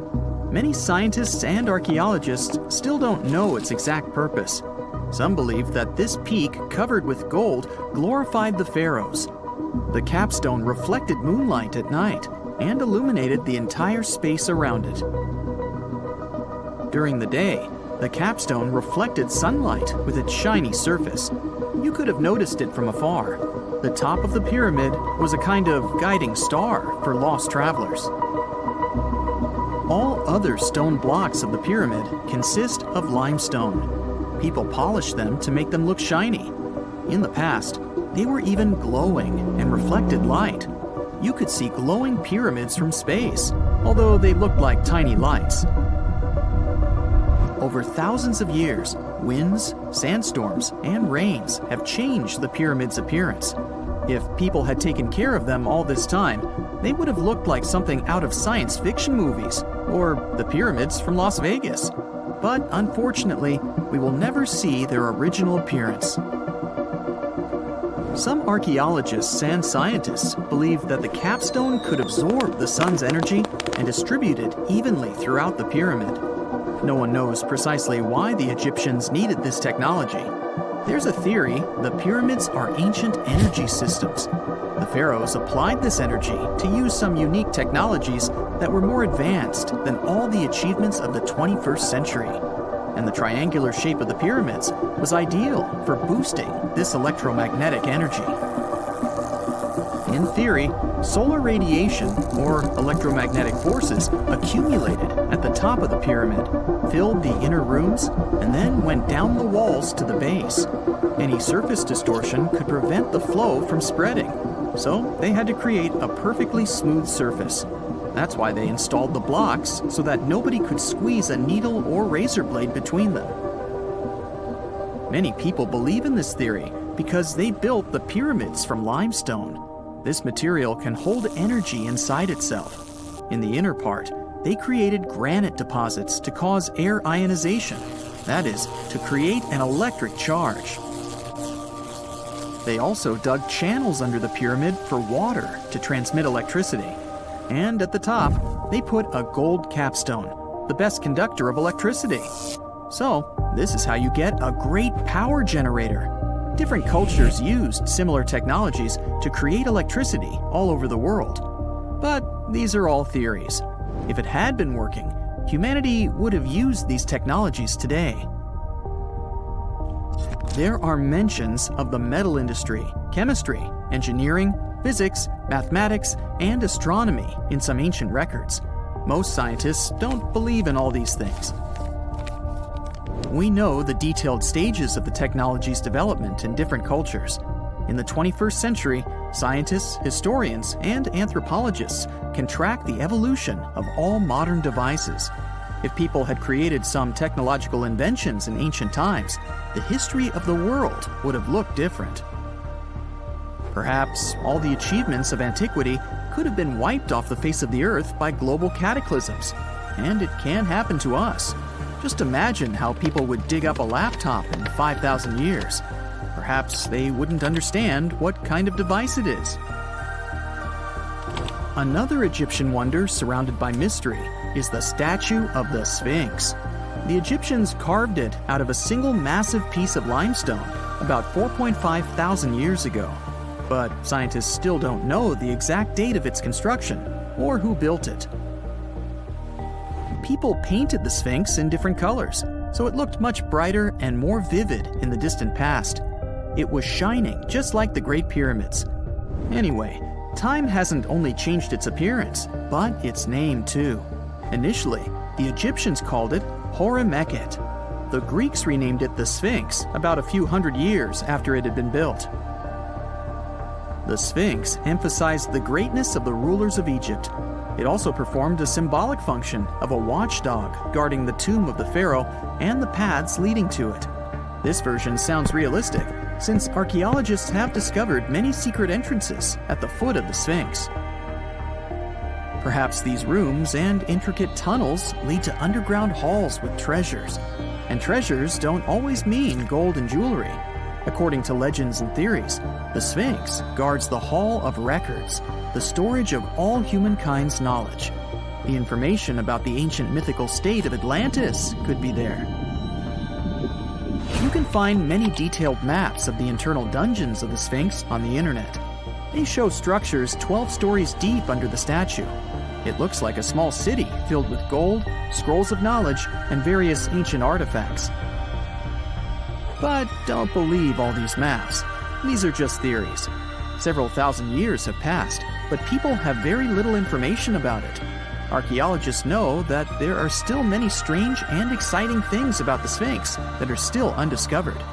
Some locals are afraid to research because they believe they can awaken something terrible from the underground depths. Therefore, it's mostly scientists from other countries who conduct the excavations. In 1998, scientists discovered strange tunnels leading to empty rooms under the Sphinx. They realized that some people tried to get there through tunnels in the past, and maybe those people took all the treasures that were there. One of the legends says that some powerful artifact lays beneath the Sphinx. Its technology can change the whole world, but the locals are hiding it because it can damage the planet. Some believe that you can find evidence of unknown technologies painted on the granite walls in the pharaoh's tombs. But most likely, these paintings and signs tell us the myths and legends of ancient Egypt. But what if Egyptian symbols and drawings are detailed instructions for using ancient technologies? What if the locals that lived at that time thought, people in the future won't be able to get energy themselves. Let's leave some detailed instructions for them. Anyway, there are many riddles and theories. In reality, the search for answers is a dangerous undertaking, since it's not easy to get into the underground halls. Excavations can ruin the structure of the entire Sphinx. Any person inside the tunnels may get lost and never be able to find their way back. Besides, it costs a lot of money. Now, what would be awesome is if people could invent some device that could scan underground areas and show their detailed models. Can you tell me what date it is today? Piece of cake. You just look at your smartphone and voila, you immediately know the day, month, and year. But was it always this easy to tell the date? Did the ancient people even have the concept of a year that lasts 365 days? Yes and no. Mayan calendars had cycles. That's close to what we call a year. But the Mayan cycle was much longer, 819 days. And this is where the mystery begins. 819 days compared to what? When does this calendar begin, and when does it end? Scientists were asking themselves this question for decades. They discovered and deciphered the Mayan calendar during the 1940s. Recently, two American scientists, John Linden and Victoria Bricker, came forward with a solution. So, what did they do differently from their predecessors? The duo deciphered the code by broadening their thinking. They expanded the calendar from 819 days to full 45 years. That's 20 times longer than the original cycle. And a pattern started to emerge. This was a major breakthrough because the Maya told time in a complicated way. You can forget about the easy-to-read Arabic numerals we have today. These ancient people used glyphs. These are tiny images that represent characters, something like the icons on your desktop or universal symbols. When you see a little dot with 3 curved lines above it, you know there is a Wi-Fi network available. The Mayan calendar used glyphs that represented animals or natural phenomena.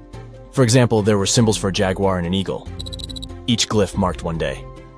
Each cycle is repeated 4 times, 8 and 19 x 4. Let's call these 4 cycles blocks. The Mayas colored each block differently. Scientists thought these colors corresponded to the 4 cardinal directions. Red was east, white, north. West was black, and finally, yellow marked south. But then the 1980s came. Yeah, this was a weird decade. The calculations were all wrong.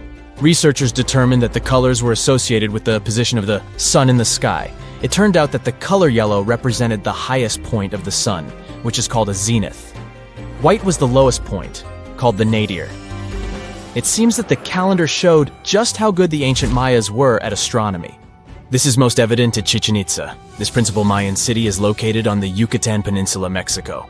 There stands an impressive step pyramid. It is dedicated to the feathered serpent deity, and its alignment is perfect. Something marvelous happens here twice a year, during the equinoxes, March and September. These are the times when the sun shines directly over the equator. On these 2 dates, the day and night last the same. At the site of the pyramid, sunlight first illuminates the sculpture of the serpent head at the base of the structure. Then it makes its way up the 91 steps. This creates the illusion that a snake is slithering down the pyramid. Even today, people gather to witness the sight. And it must have been more impressive when the Mayas completed the structure 1050-1300 CE. Do you know what a synodic period is? Neither do I. But Mayan astronomers did. A synodic period is the time that passes before a stellar body does a full lap. For example, this is the period between 2 full moons. When you look from Earth, this period lasts roughly 30 days. And the Mayas were looking at the skies non-stop. They carefully noted the synodic periods of all planets. From Venus to Saturn, these ancient astronomers kept records of nearly all celestial bodies. But what does this have to do with their calendar? The American researchers' calculations revealed the link. Let's take the planet closest to the sun as an example, Mercury. Its synodic period is 117 days. Multiply that by 7 and you get which number? Exactly 8 to 19, when 17 x 7 equals 819. Coincidence? Definitely not. Because synodic periods of other planets also neatly match the magical figure 819. But this is not visible from a single Mayan cycle. Scientists had to expand it several times to discover the pattern. There is a reason why no one could decipher the code for so long. They were focused on a single planet. The trick was to add the Mayan calculation for all the planets. Researchers just needed to see the bigger picture. This brings us to the year 2012. Can you remember that some people thought that the world would end on December 21st? That turned out to be a bust. We are alive and well now. But what started this false rumor? The Mayan calendar, of course. You see, these ancient people based their calendar on long periods of all the planets. That included a lot of complicated math and a lot of multiplying. This 2012 was simply the time when their cycle ended.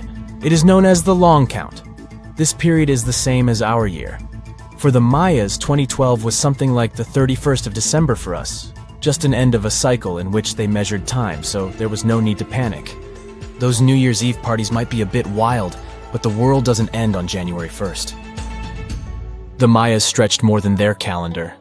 Rubber was the name of the game. Yes, you've heard it correctly.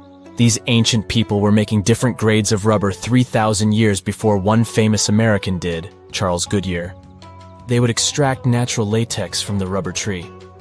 This is a milky substance that can be turned into rubber. And they weren't the only ones. Scientists found evidence that their neighbors, the Aztecs and the Olmecs, did the same. But what did they do with rubber? They didn't need car tires, definitely. But it's cool to have a nice pair of sandals for the beach. The Spanish wrote about rubber sole footwear that natives wore. Sadly, scientists still haven't found them. That would be a big step for archaeology. So the Maya were playful with rubber, literally. Researchers guessed that they produced balls from latex.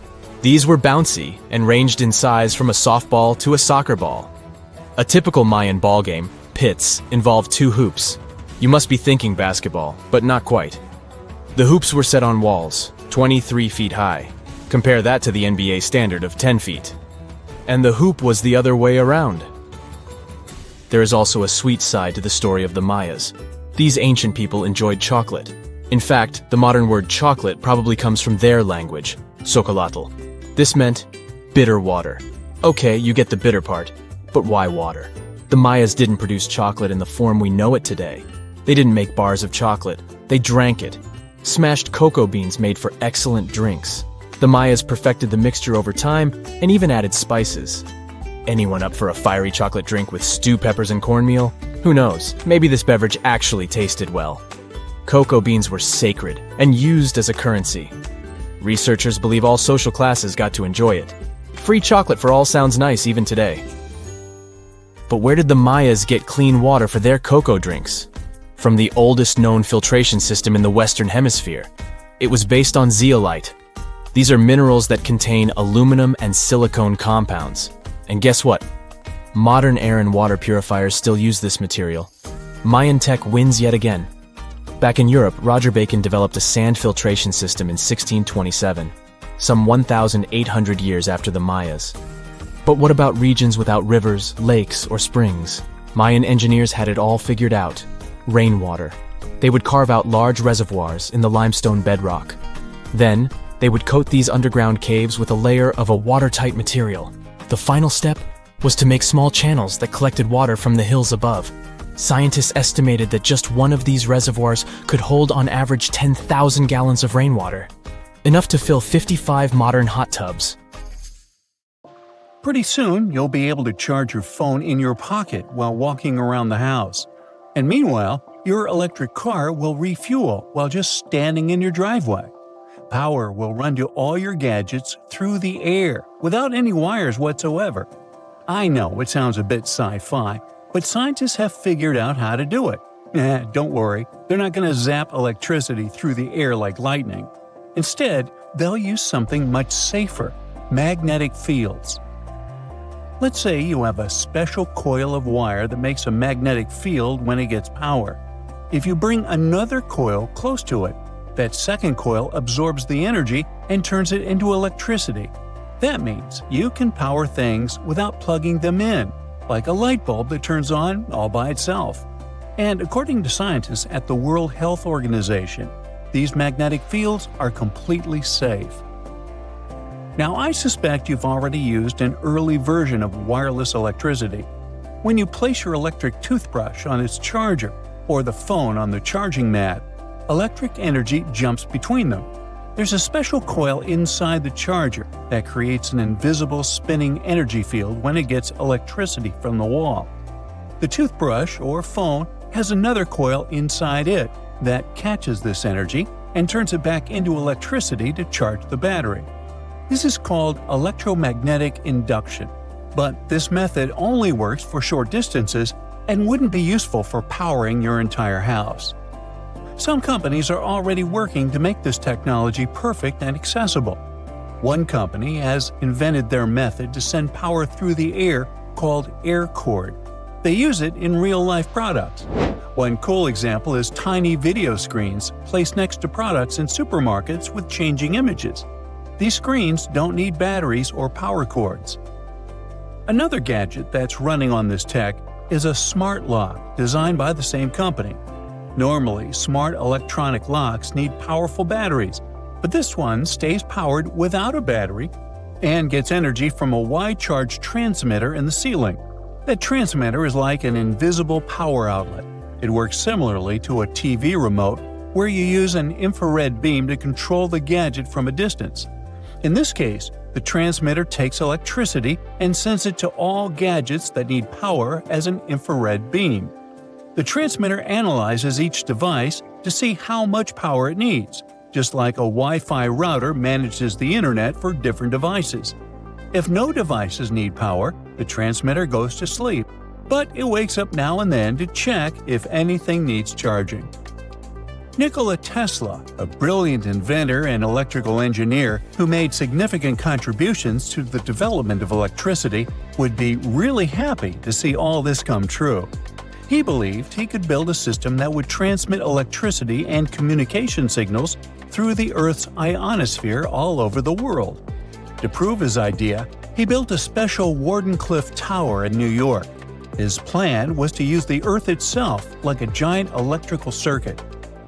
In 1899, Tesla traveled to Colorado Springs, known for its big thunderstorms. He built a lab there to test his wireless electricity ideas.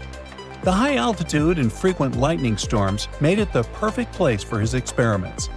Then he returned to New York, and with money from a wealthy investor, he started building the Wardenclyffe Tower. Tesla placed iron rods and copper plates under the tower to help send power through the Earth. There would be a huge metal dome on top of the tower. By 1902, the tower and lab were mostly built, but Tesla ran into funding problems.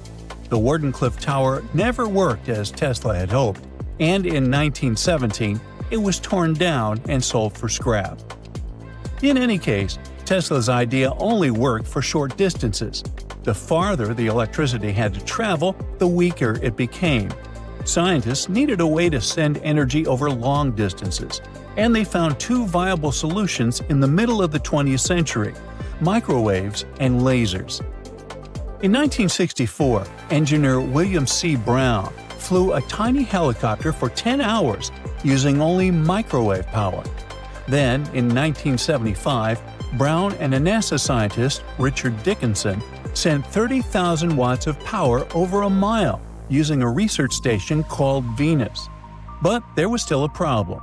Half of the power was lost before it reached its destination. Over the years, technology kept improving.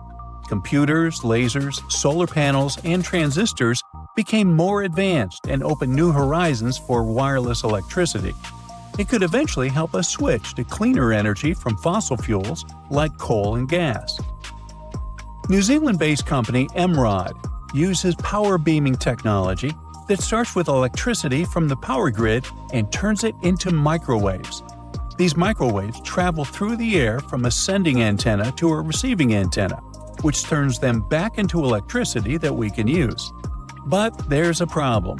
Various kinds of waves work in different ways. Microwaves can travel long distances without losing much power, which makes them great for sending energy to remote islands or factories. But if you try to send microwaves all the way from space, you'd need a receiver the size of a city. Lasers can make the energy beam smaller and more focused, which means the receiver can also be tiny. But lasers can be blocked by things like clouds, fog, or dust. Right now, power beaming won't replace power lines over huge distances, but it could be used for smaller projects like charging flying taxis and delivery drones in the sky, powering robots in cities and factories, and replacing backup generators during emergencies. Countries all over the world are investing in power beaming. Europe is focused on clean energy. The Japanese Space Agency hopes to have a giant solar power station orbiting Earth, collecting sunlight and beaming electricity down to us by the 2030s. This space station could send 1 gigawatt of energy, as much as a big nuclear power plant produces in a year. The space power station is still a work in progress, but the technology is getting better and cheaper. So, in the future, we might have a world where there are no more tangled wires, no more ugly power lines, and even free electricity for everyone. Japanese scientists are now working on another groundbreaking tech, a special machine that can turn sunlight and water into hydrogen fuel. This clean energy source could one day power cars, homes, and even entire cities. The current reactor is as big as a small house. It works by using photocatalytic sheets, which act like tiny solar panels that absorb sunlight and trigger a chemical reaction. This process splits water molecules into oxygen and hydrogen.